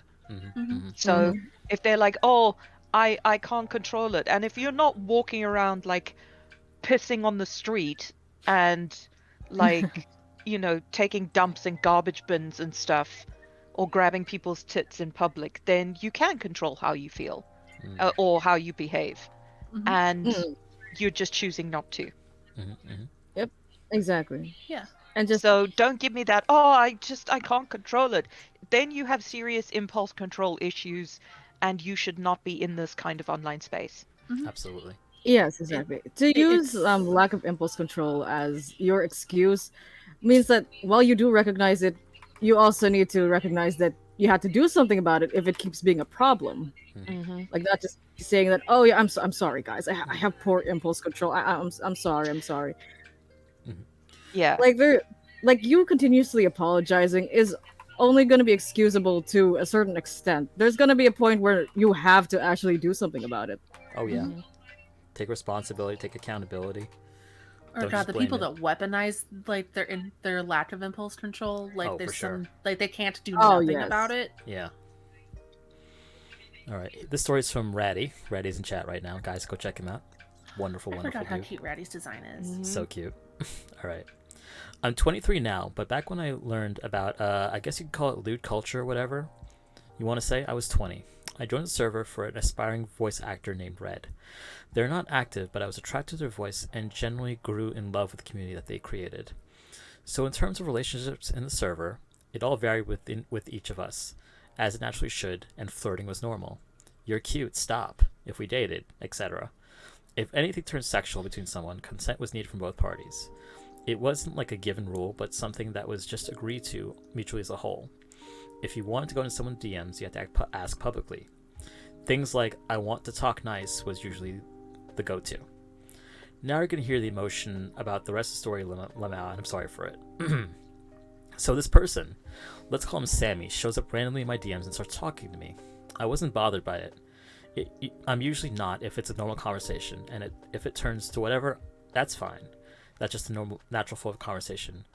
But the dude, if you just start hitting me up with random BDSM RP, I'm going to be confused, concerned, I'm going to laugh my ass off.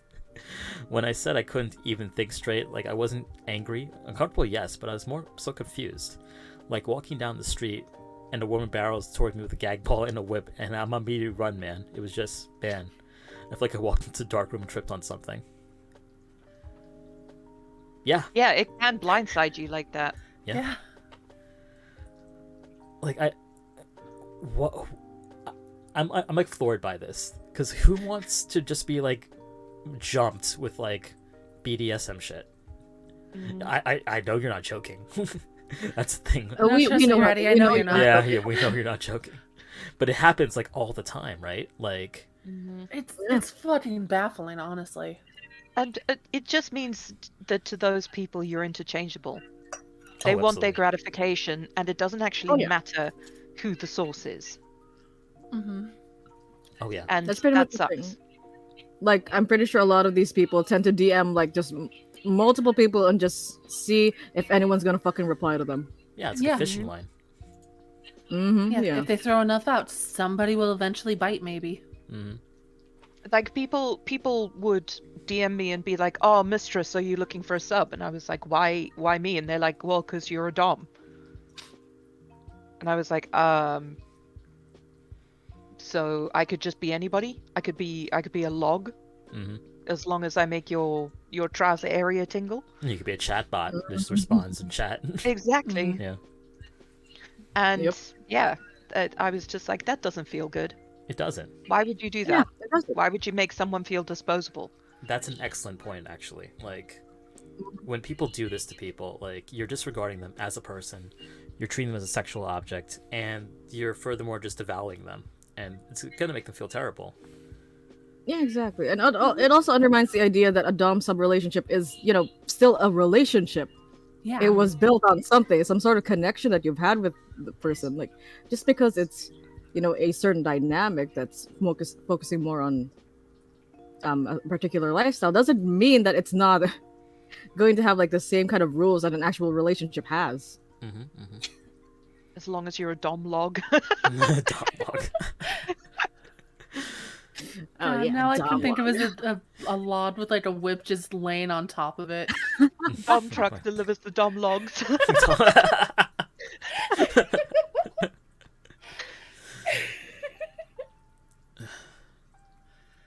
God, But yeah, it's just yeah. Domilagi, oh no. Oh my god. I need a picture of the dom log. I need to find an artist give me just a quickly. second. I'm gonna let me just do that real quick while I'm listening to y'all. Oh, Remy, no. please work your magic. It goes Remy with the car start again. Okay. But Remy Listen, it started wouldn't as a be a special stream level. with me without it. Oh my god, like Plank from Ed, Ed and Eddie. Yes! No. With the dom log. No. Atcha, I'm sorry for the words that are about to come out of my mouth, but it brought to mind, like, that idea just put in my brain Plank, but with a gimp mask. I will Yes. turn this podcast around. I will turn the switch around. We're going home. I Joke's will on you, drag I us am back home. to the starting soon screen. Yeah, here we go. We're back to the starting. Okay. Oh, fuck. No, not your turn. It's all right. No. How to derail a conversation 101. Okay. Okay, I'm good. I good? just had to get that out of me. You're good. Okay. Get it out of your system. Get it out of your system. No. But if you want to go back to the topic, I do have a thing I actually want to bring up. Please. Yes. Yes.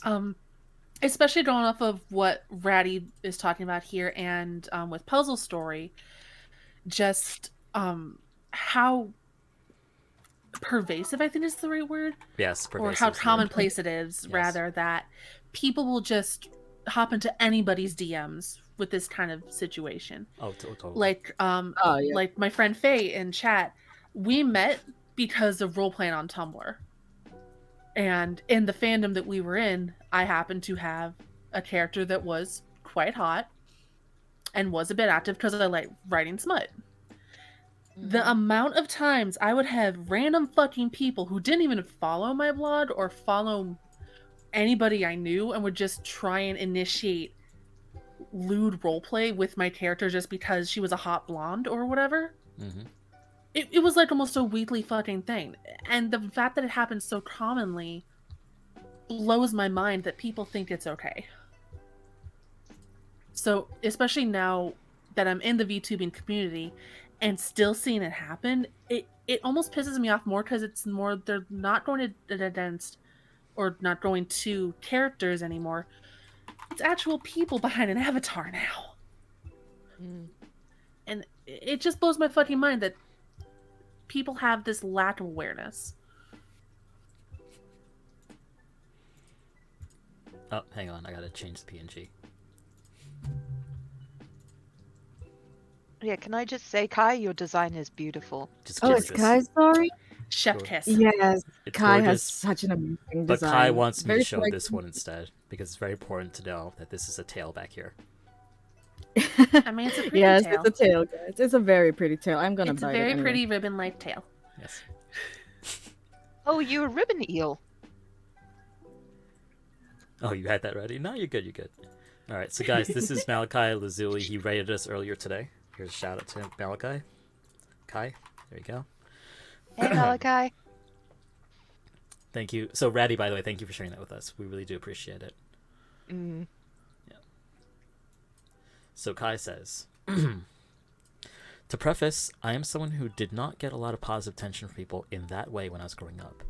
So when I started streaming, and I've never had to deal with things like sexual harassment or anything even close like that before, it doesn't happen often, and I'd like to think that I'm good at setting boundaries for how I want people to interact with me.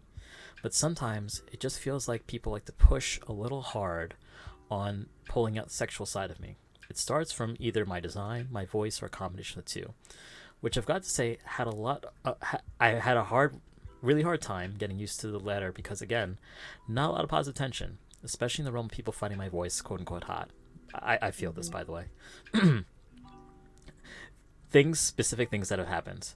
Some people seem to think that I'm say-so just because I don't want to interact with a lot of 18 plus content. I'm dominant when in reality I'm actually a switch, and I don't really hide this fact. I've had one person I was in no way interested in ask me to remotely control their toy.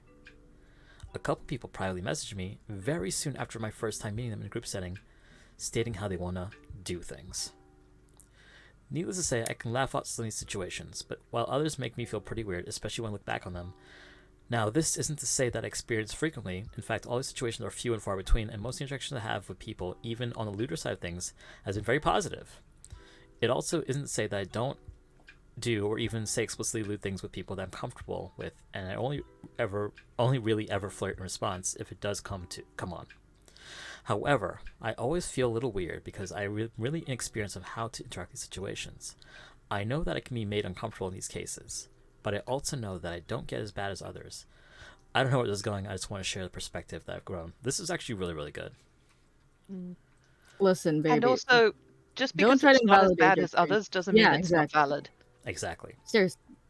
Number one, completely valid. Number two, Yes. Continue. Sorry. Sorry, no. All these bullet points are all things that I've seen that's actually happened to me too. I'll say that. Mm-hmm. And I've not been doing that long, but yeah.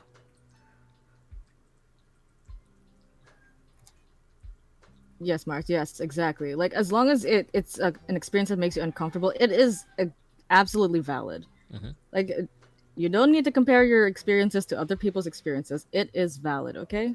Mm-hmm. Yeah, Mm-hmm. everyone's experience is their own. It's all perspective at that point. Yeah, exactly. Another person's broken legs doesn't make your broken arm hurt any less. Mm-hmm. Mm-hmm. Mm-hmm, yeah. So I will say, people assuming that you're a certain way because the way you act is, I think, one of the more permissible things that people need to understand, need to stop doing. Yes. Yeah. Mm-hmm. Absolutely. Yes. Tail. I just saw that. It's very important. It's actually called I have a tail.png. That is beautiful.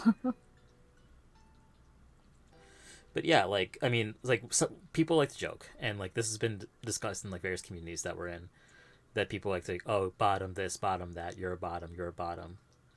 And then it's like, you know, when you actually boil down the implications of that, like, it's kind of a nasty thing to say to somebody, you know? Mm. And then it comes down to it, like, what are you trying to say when you tell a person that? In the same way, like, you know, Yeah, bottom's not an insult. bottom's not an Yeah. insult, but it Yes, seems to be. yes, bottom is not a fucking insult. I'm so tired. I'm sorry. No, go off. I'm No, go go off. off, go tired off. of Go off. bottom of people like sometimes on streams, sometimes just in hopping on discords when you're like, oh, this guy's a bottom, this guy's a fucking bottom. Like, guys, what's wrong with being a bottom? It's just your placement in, you know, in terms of sex positions. Yeah. It's just being on the receiving end of things, or the penetrating end. It Mhm. does not have to be something that's insulting. It doesn't have to be something that means like, oh, you're less of you know, because you're not dominant. Mhm. Stop, please. As someone who is openly a bottom, stop. Yeah. Yeah. And I'm this tired ties- of that joke. This The ties back bottom to is what tired. Misty Let was her saying rest. earlier. Yeah, exactly. But what Misty was saying earlier about like latent homophobia and just like this idea that, you know, if you're a bot, if you're a gender traitor, you're like all these things because you're not being the dominant one, you know? Mm-hmm. Yes, exactly. Also, yes, Ratty. Yes, They Ratty. usually mean submissive when they say bottom, because there Mhm. are power bottoms, for example, Yeah. and like there are service tops as well. Mm-hmm. But at the same time, like I'm also yes, I'm generally openly gonna be saying I'm a submissive bottom. But even with that, it's not like it's meant to be a bad thing. Why do I have to be shamed for saying that I'm submissive, right? Yeah, it's just Exactly. how you identify. Exactly. It's like you wouldn't bully somebody else for identifying as almost anything else in their life. Why turn that into a joke as well? Why try to Yeah. embarrass people with that? Because like Like honestly, all those little sorry. go ahead. I'm continue. sorry, Ren. Just all those little call outs of like, oh yeah, you're acting so tough, but you're actually a bottom. Like, yes, and just because I'm a bottom doesn't mean I'm not gonna try to actually fight you. Yeah. Hello? Exactly. It just means you prefer to be on the receiving end, and if you're submissive, it means that sexually you prefer not to be in control. Yeah, exactly. And at times, like, from like, I tend to be a headstrong kind of individual, especially like in a school setting, because I'm almost always in this more like leading kind of role. I'm always put into this position where, yeah, I have to be the leader of this group. I have to be the president, shit like that. So like at times, I just want to be submissive because I'm tired. Yeah. And there is joy in submission. Yeah, It's not exactly. Yeah, necessarily there is. joy There that is. everybody like that appeals to everyone, but it exists. Yeah, Yeah, like exactly what Loafman's saying in chat right now. What happens in the bedroom is a whole lot different than how you act in your day-to-day lives. yes, For fucking me, exactly. Look. it's a joy to submit to somebody. Like, you're in control. Like, Mm-hmm. I'm in control all day long. I'm Mhm. in middle Yes, management. exactly. There. I'm a mod. Yeah. So to trust someone to like let them just take me on, like take me over, like it takes a lot of trust on my part, sure, but like it is one of the, like the best feelings for me Yeah. because then I Yes. feel I like safe. what Granny Yeah. said. Just because I'm a bottom doesn't mean I can't wield a weapon. Exactly. I'm a bottom Yes. and I'm a threat. Yeah. Yes.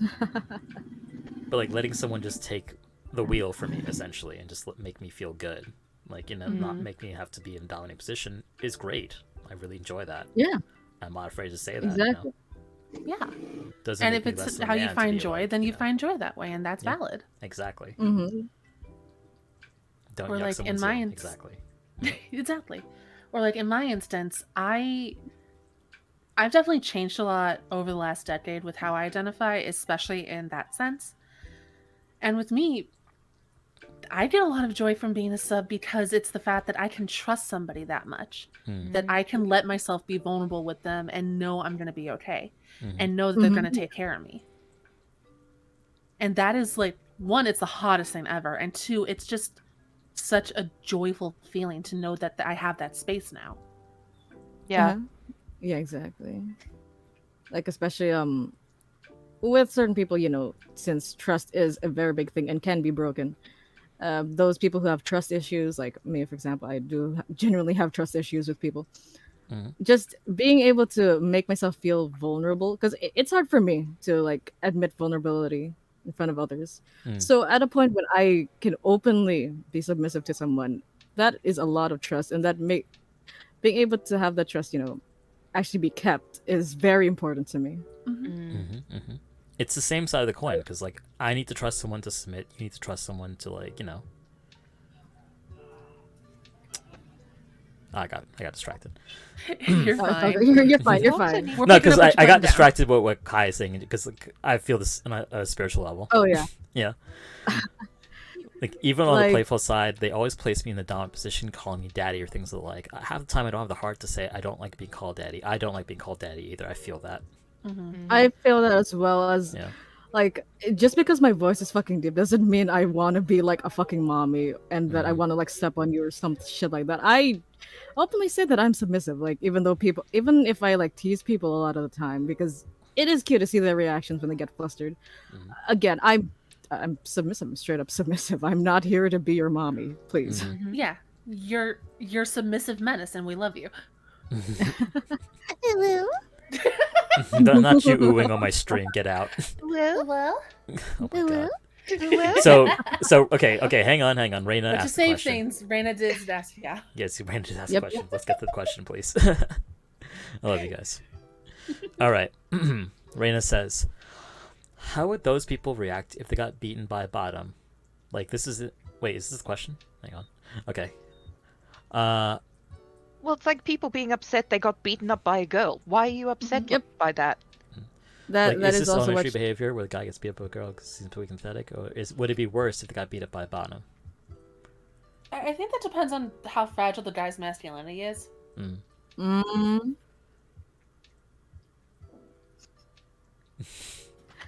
And Like, I to also boil wanted it to to a add. small Oh, answer. sorry. Oh no! Go ahead. I was just thinking still. No, I spoke over someone. no, No, I you think you're didn't. good. It's fine. You're Yeah. fine. Okay. You also have Go to right ahead. trust someone to dom them. Yes. And this is an issue that I have experienced, and it's very important that if you don't, as a dom, like say we agree to be like in a dominant and submissive dynamic, even just for like a session or like the duration of whatever sex we're having or whatever, I need to trust you not to let me hurt you or make you uncomfortable. So tell me what your boundaries are, and if I'm going too hard, if I've like crossed over into a territory that you're not comfortable with, I need to trust that you will let me know. And this is not the same thing as victim blaming, where like, oh, it's your responsibility to regulate like random predators' behavior. This is a case of like, if Open and a honest dynamic that is communication at that point. established Open honest communication and a trusting Very dynamic. important. So yeah, I just wanted to make that point that like, yeah, like both people need to have trust in each other to like enforce their own boundaries and make it a pleasurable experience. Absolutely. Absolutely, yeah. Throughout the entire experience, and also aftercare is also very important. Absolutely. And it's just as important for the sub as it is for the dom, Of course. especially for somebody who might be a bit of a gentler dom and may have gone a little bit outside of their own comfort level for the sake of their sub. 100%. Yes. There's a lot of things out there that I'm just not comfortable doing it at the moment because I don't trust someone enough at that level, and I'm afraid of hurting them. Honestly. Yeah. So Which is it will- completely understandable. Yeah. It 'Cause will take there are an some people- intense level of like respect and Yeah. like trust for me to ever do certain things with people, you know? Yes, exactly.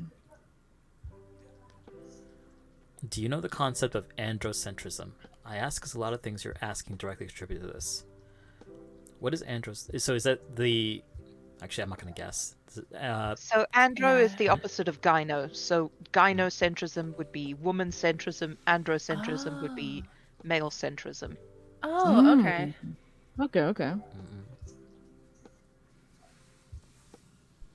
So like they're talking about like paternalistic concepts and Things like the patriarchy.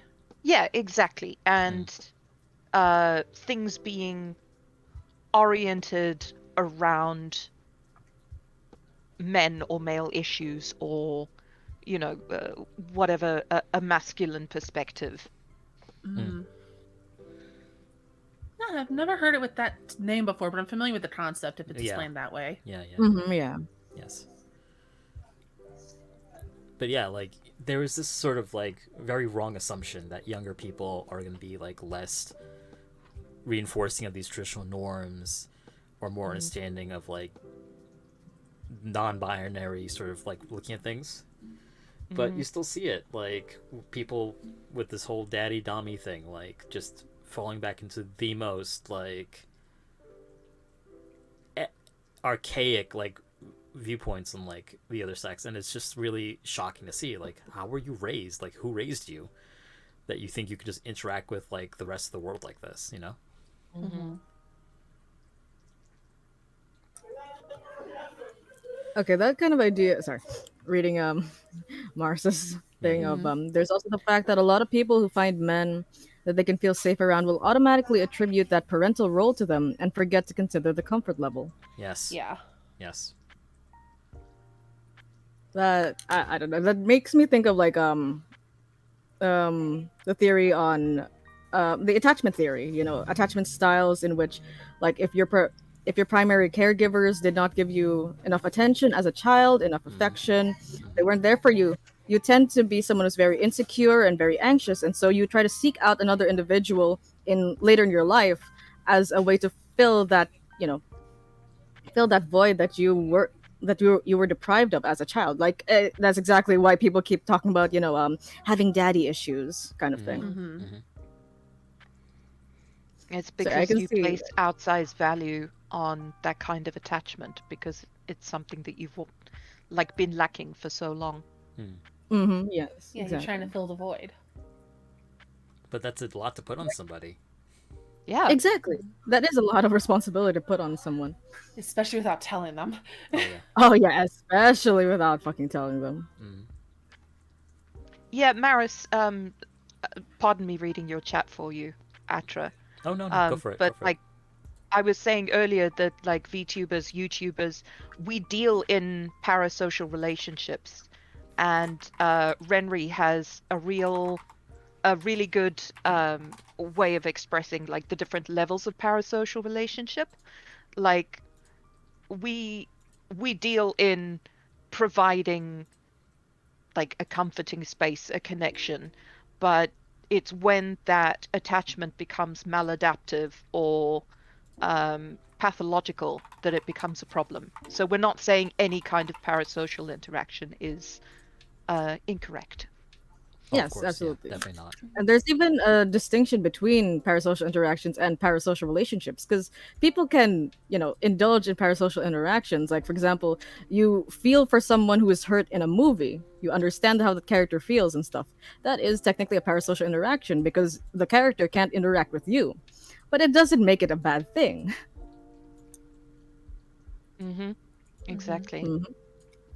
I think with stuff like that, it boils down to compassion and empathy, Yeah. like you were saying earlier.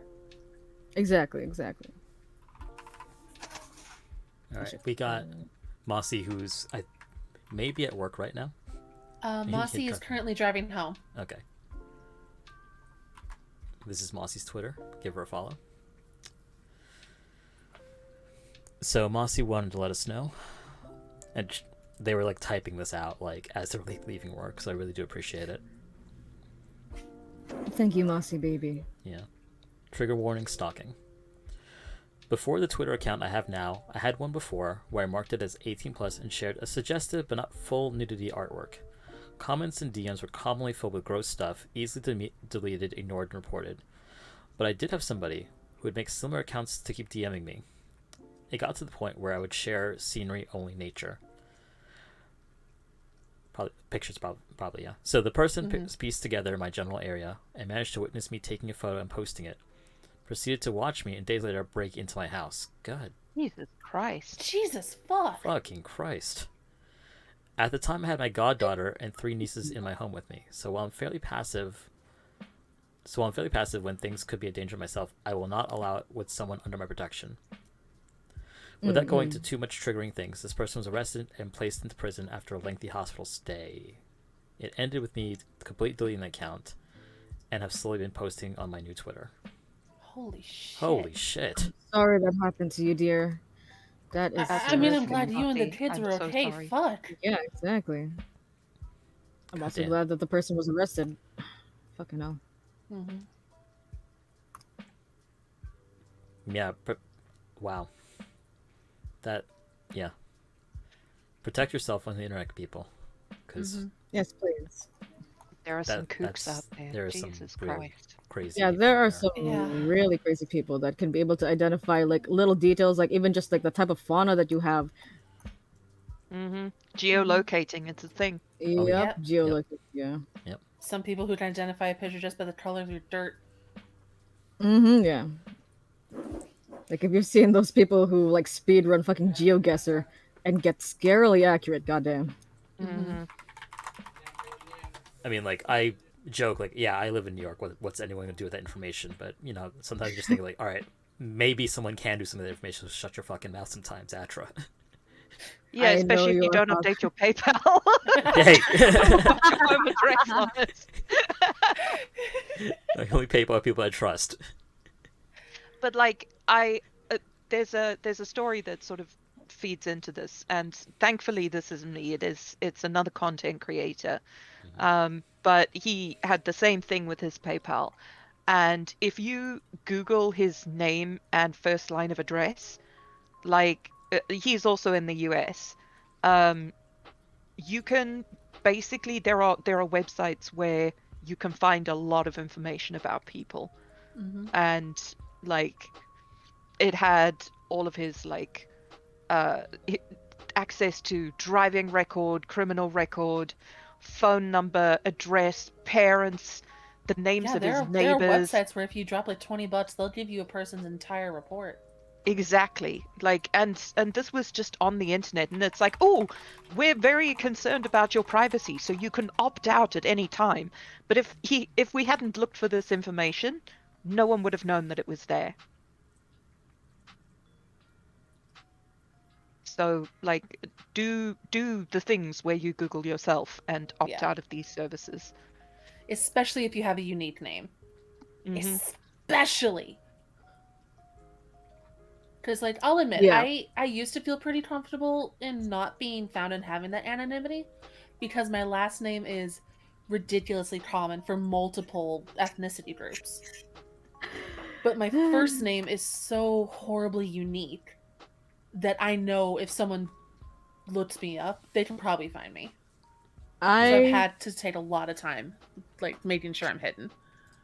I fucking feel you so hard on that. Seriously. like there was a point wherein I actually like the only time I've ever seen my name like used that wasn't even referred to me was that someone like used it for a character that I wasn't even expecting to see. So when I saw it, I was like, holy fucking shit. No, same. Like, I recently found out, like, a different spelling of my name is used in a fandom. And it's a fandom that one of my friends writes in, so every time I see it, I have like that split second, like, what the fuck?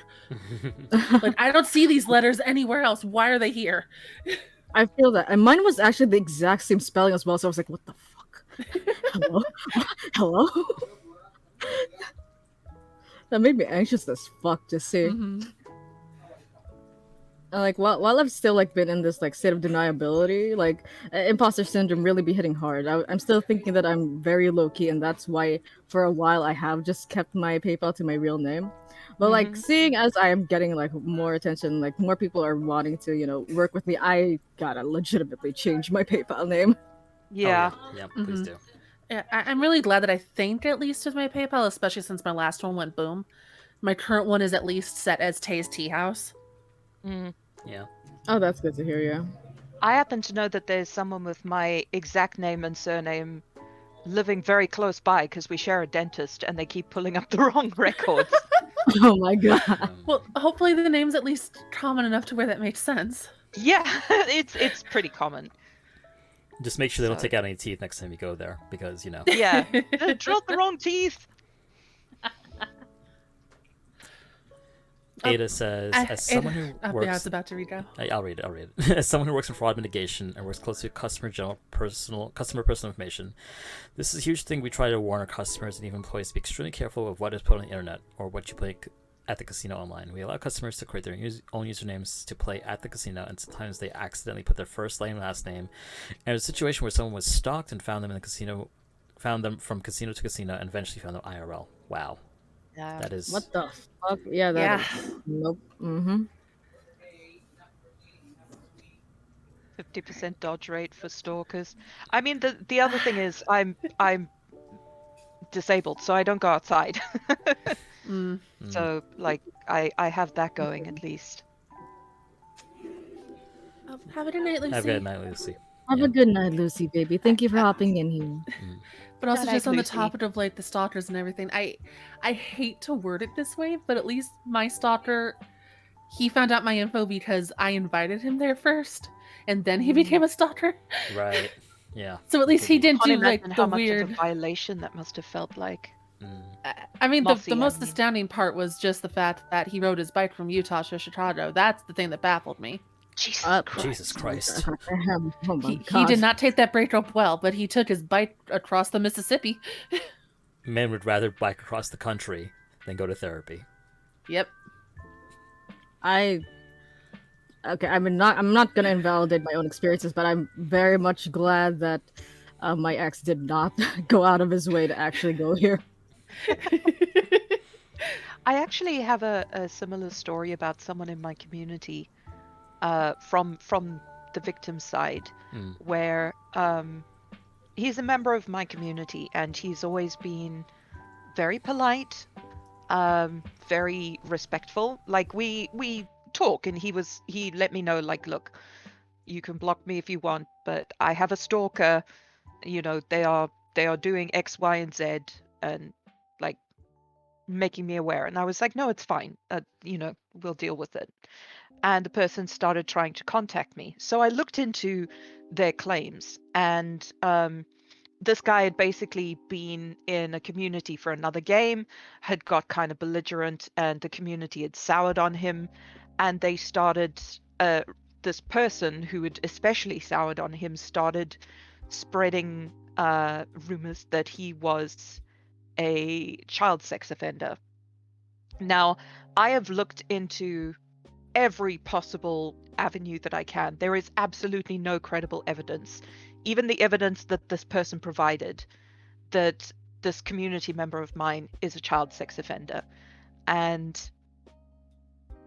they started trying to contact me and be like, don't have this person in your community because, you know, they're very dangerous. And yeah, it really sucks that, you know, you can piss people off and they will start trying to ruin your life in other communities. And so I told this guy, like, look, this community member, look, you are welcome in my community. If I see any sus behavior from you, then I will block you. Like, if you start being like dodgy, but I'm not in the habit of letting people dictate who I can and can't have in my community. And he has been blocked from so many communities because of this stalker who makes like multiple accounts to try and like add veracity to these claims of his, and it sucks. God, and just the fact that like accusing somebody that can legitimately get them killed. Oh, absolutely. Yeah. If they tell the wrong person, that's vigilante justice. Yeah, and like this exactly. this person works with children for their job, like, Oh and my God, it's a horrific thing to be accused of anyway, because it's just such a horrendous crime. Yeah. That it's fucked up, like his whole. I won't say it's fucked up his whole life, but it's really traumatized him. Oh, of course. It's definitely affected him. Of course. God, I can't even imagine. Yeah. Exactly. Like, So, sorry. Like, okay, maybe we've had this talk of like sometimes we Like, why do we keep being like so obsessed with like looking into information and the details of things to check the validity of these claims and such?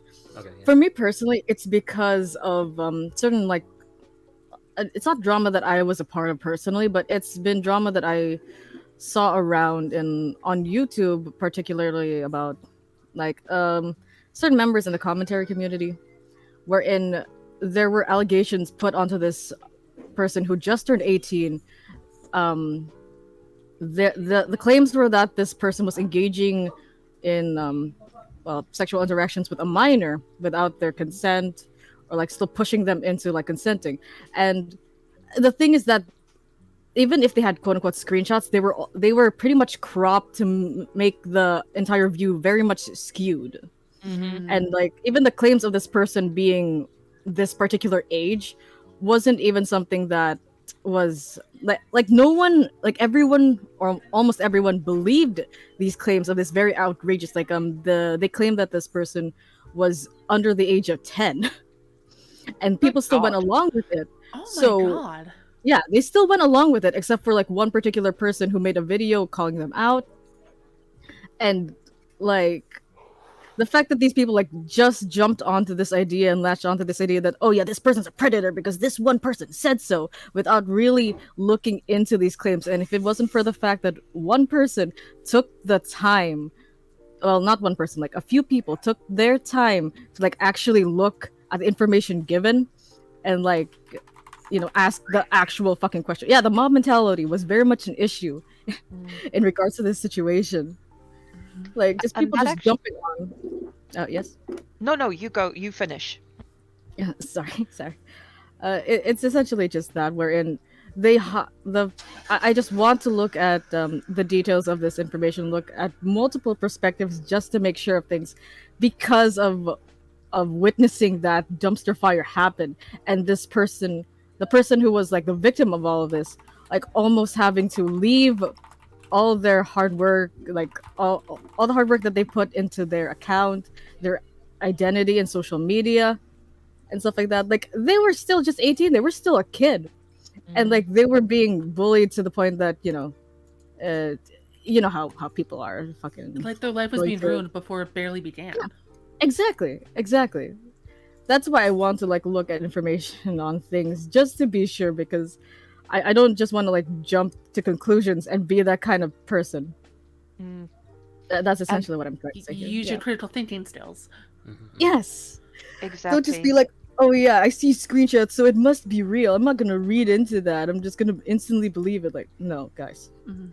Take the time to read it, because it might literally just be there that, oh yeah, this totally a fake screenshot, guys. I know you're not even gonna read this information, but you're just gonna see a wall of text and believe me.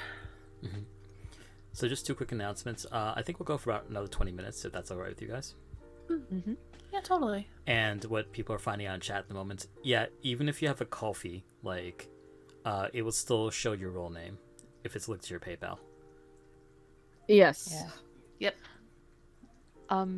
Renry's story actually brings up something that is very important, which is the sort of believe women, believe victims thing. And it is absolutely important to believe victims, but that does not mean that you necessarily believe them blindly.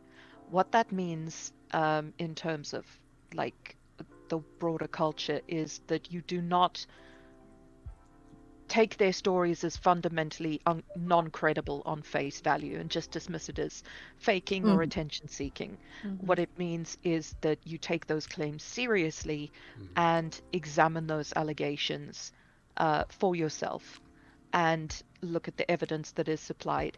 Sometimes there is no evidence, and in that case, you've got to make a judgment call, like whether you believe the victim or the predator, or who is being like presented as the predator or the victim.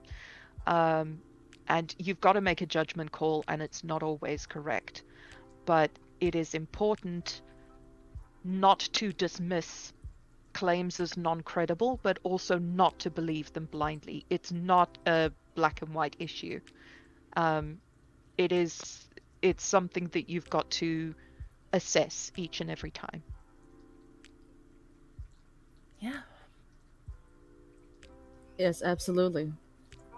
And also for those people who like just like to like play victim, fuck you guys. Because Mm-hmm. you not only make things hard in general for people, but you also make it hard for the actual fucking victims to actually come out because they fear people just thinking that they're using it to gain attention. Mm-hmm. Yeah. So yeah. And let alone the resources wasted on those false allegations. Like your story of the person you knew, Rend, who was accused of childhood acts or acts with a Yes. child. Yes, exactly. Like, as a person, and especially as someone who does so deeply care about kids, it pisses me off to no end that people would create these false allegations that not only ruin the lives of the person and the people who know this person who are accused, but it affects so many kids who are being weaponized. Mm-hmm. And Yep. God help if they actually name a child who's a supposed victim, Mm-hmm. Yeah, exactly. because then they're ruining that kid's life as well. Yeah. Yeah. And that's a very extreme example. And this is just for interest's sake. A very extreme example is of people weaponizing this is Alex Jones. I don't know if people are aware of who that is. He lives in my Yes. city. Yeah, sadly. Um, and I follow a podcast that analyzes his show and his coverage just because he's such a fascinating psychological case. But That's one way to put it. he weaponizes child sex crimes constantly. Everybody is a child sex criminal. Everybody that he doesn't like, everybody, he just invokes it constantly because it is such a heinous thing. And it really diminishes when those crimes actually happen, particularly when some of those people are his guests, like Ted Mm-hmm. Nugent. Ironically, you see this a lot with even like VTuber drama. Like they'll call each other groomers and all this kind of stuff. Mm-hmm. Like it's not even Yep. limited to Yeah. like these like. And that infuriates me too. Oh my God. Alex Jones hasn't been caught for child sex crimes. Ted Nugent has been accused and makes heavy allusions to being a predator and has done very creepy things, but I don't believe he's convicted. But Alex Jones did lose his lawsuit against the parents of Sandy Hook, so bless Oh, up. yes, and he's not even done with those defamation cases. I have been following them quite closely. It's amazing. Like during the court case, he was going on air on his show and accusing the judge of being a child sex offender. And the lawyers from Farrar and Ball came and played that in court the next day. And people are like, what are you doing? Yeah. Sorry, His lawyer that's just quit just an 'cause- aside. yeah, it's an aside, but it's a good point. Like the way that these things are weaponized against people in these spaces is really disturbing sometimes because it makes it more difficult for people with legitimate concerns about like because it increases the burden of proof, right? Yeah, where like you should be able to like say, okay, well this happened to me, and like be able to like take it seriously.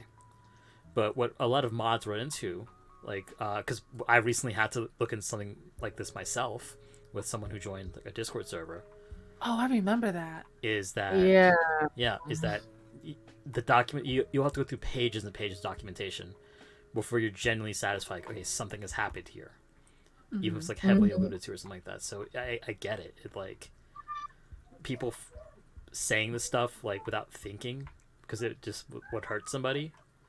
It's very irresponsible and Very very extremely very irresponsible. irresponsible. Yeah. It's just And to answer your question, Renna, he suffers greatly from bipolar disorder, malignant narcissism, and general impulse control issues. So, in a way, yes. mm, I will get this van done. I swear. Yeah. You got this. I You forgot got You about this. the enjoyed your van. 10 minutes of 99%, Power honey. Wash Simulator? Well, the original intent was like to have something in the background while we talked, but it just We Like, just kind of settled into we talking. just kind of settled talking, Mhm. which is perfect, which is Yeah. exactly what needed to happen. Yeah. Yeah, exactly, and it's more than fine. Like people are engaging with us properly. I don't see any problem. It It's just my own basically ins- became a people. podcast with a bit Yeah. of visuals. It's my own insecurity thinking like no one will be in chat because I'm just like new, you know. Oh yeah, no And- worries. So, And just started. whereas we've had understand, 30 people Here we this are. entire time, Yeah. Yeah, exactly. super Consistent. engaged. It's Yeah, awesome. Yep. It's almost like people like your content. Shut up. Get out. You couldn't make me shut up Get if out. you tried, hon. Get out. You can't even buy my Get silence. out! You're telling your Yeah. guests to get People out. like your content. Shut up. Get out of here. Go away. Yeah. Who are you? I can hear the Twit longer is being written right now. Yeah, I'm doing it right now. Who, You hear the who am I? typing? You hear I'm the one of your typing, boy? mods, motherfucker. You gave me this power. Let's go conversation. Yeah.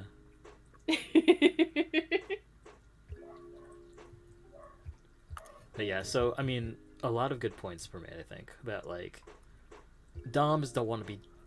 Doms need have feelings too. It's kind of like one of my major takeaways. Yeah, it's a lot of people forget that people are fucking people. Yes, that's a good point. Yeah. People are fucking people. And you can People take are that as the verb, the adjective, whichever way you want. It's all correct. Yeah, sure. Absolutely. Does anyone know what key you have to hit to make the dirt glow? The dirt. It was tab. I'm pretty sure it was tab. Yeah, it's okay. in this tab. Tab. Oh, there it is. Yeah. You need to get Swirly Nozzle. Swirly Nozzle finds everything. Yeah, get the party hose. Party hose? Alright. Party hose. Gotta get the party hose. Yeah. Flappy played this game and he was like, don't know where the dirt is. Swirly Nozzle will find it. Eventually. That's not the swirly nozzle. I don't think you have it yet. Oh. We're gonna be Yeah, here for a while I in mean- chat while I try to figure out where the dirt is. We're not gonna On the stop bumper, this either the until front or we the back find all the bumper. dirt. In front of the bumper? Okay. Either I'm glad, front or Mo, back I'm bumper. glad. And the fact that it's just 1% of dirt. Oh my god. I've had that issue when I've It's like people going over with microfiber gloves. Hmm. Lady Tremaine in Cinderella, like running her finger over the mantelpiece. Ooh. When your mom's threatening that she doesn't want to see a speck of dust on any of your room. Mm-hmm. Mhm. You did it! I did. You did I it! did it. You cleaned the van!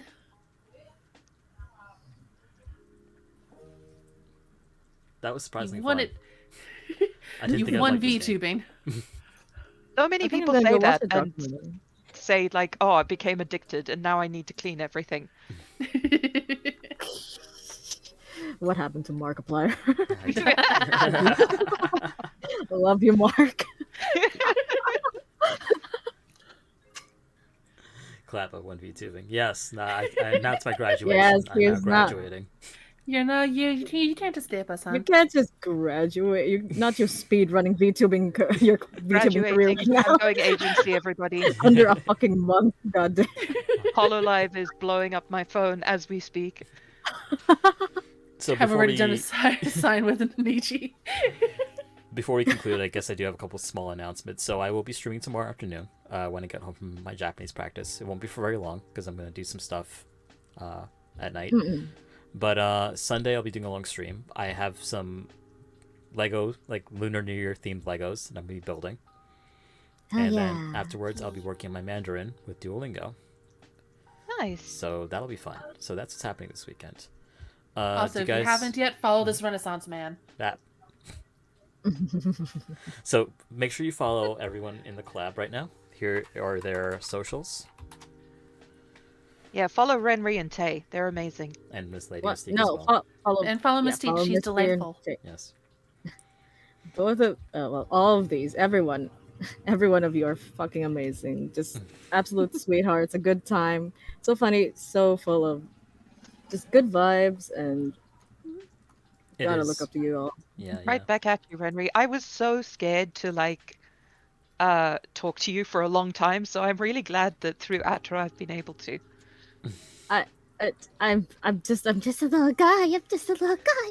Yeah, and you're a wonderful little guy. I would put in my pocket and feed you berries all day if I could. You're Berries? beautiful. I know you. Thank you, Makina. So I think Aw, we'll you're try to do cute. this again in the future. We have quite a few things we want to talk about, but this was the one that kind of popped up because of like what was happening on Discord and like on Twitter and stuff. So It was quite topical, and I think a good way to break into doing this kind of stuff. yes. Yes, absolutely. Do any of you have anything you want to plug before we head out? If you don't do Renry's it, an I'll do it artist. for Go you. check her out. Yeah. Hang on, where's Tay's Right. Patreon? Hold on. Bitch! Just twirls hair. You can come follow me at like Tay's Tea House, like everywhere. God, I took mental damage doing that. That Valley Girl accent was perfect. Please, next time we do this, just do the whole podcast in that accent. Oh, I got one better. Faye can attest to this if they're still watching. But I have an accent or a voice that I put on when I play one of my characters in D&D. I can do it for up to 6 hours. Oh, Holy shit. What do you think Also, about a talk about BDSM in this illustrious no. tone? Like, No. oh my god, I I- hate it when I- people just come in my DM I and like no. they just want me to suck their dick, and So Ratty asked if I'm going to be switching guests every stream. The answer is 100% yes. I'm getting rid of all 3 of them. Oh, you love us though. we're all banished now. want to get rid of Besides. us. What's wrong? Don't you love us? Don't you like the voice? Don't you And like us then when my you talk viewers like hit this? 0. I was No. so scared of Wendy. But for real, chat, go ahead and follow all these lovely people. If you want to follow me, it's appreciated. I don't know when the fuck I'm going to stream, but eventually. But like Mystique's adorable. Renry is one of the most talented and warm people I've ever met. Atra's a goddamn Renaissance man who Hey. is He is a goddamn. wonderful and Yes, humble yes, on he top of fucking it, is. and a sassy piece of shit who I adore. You know, I'll take that. We love one. it, Sarah. I'm glad I started talking to you at the beginning, Atra. If I knew all these things about you now, I'd be totally scared to talk to you. Oh my goodness. I'd be like, oh my god, he's so amazing. I can't. Okay, we're gonna- See, We're gonna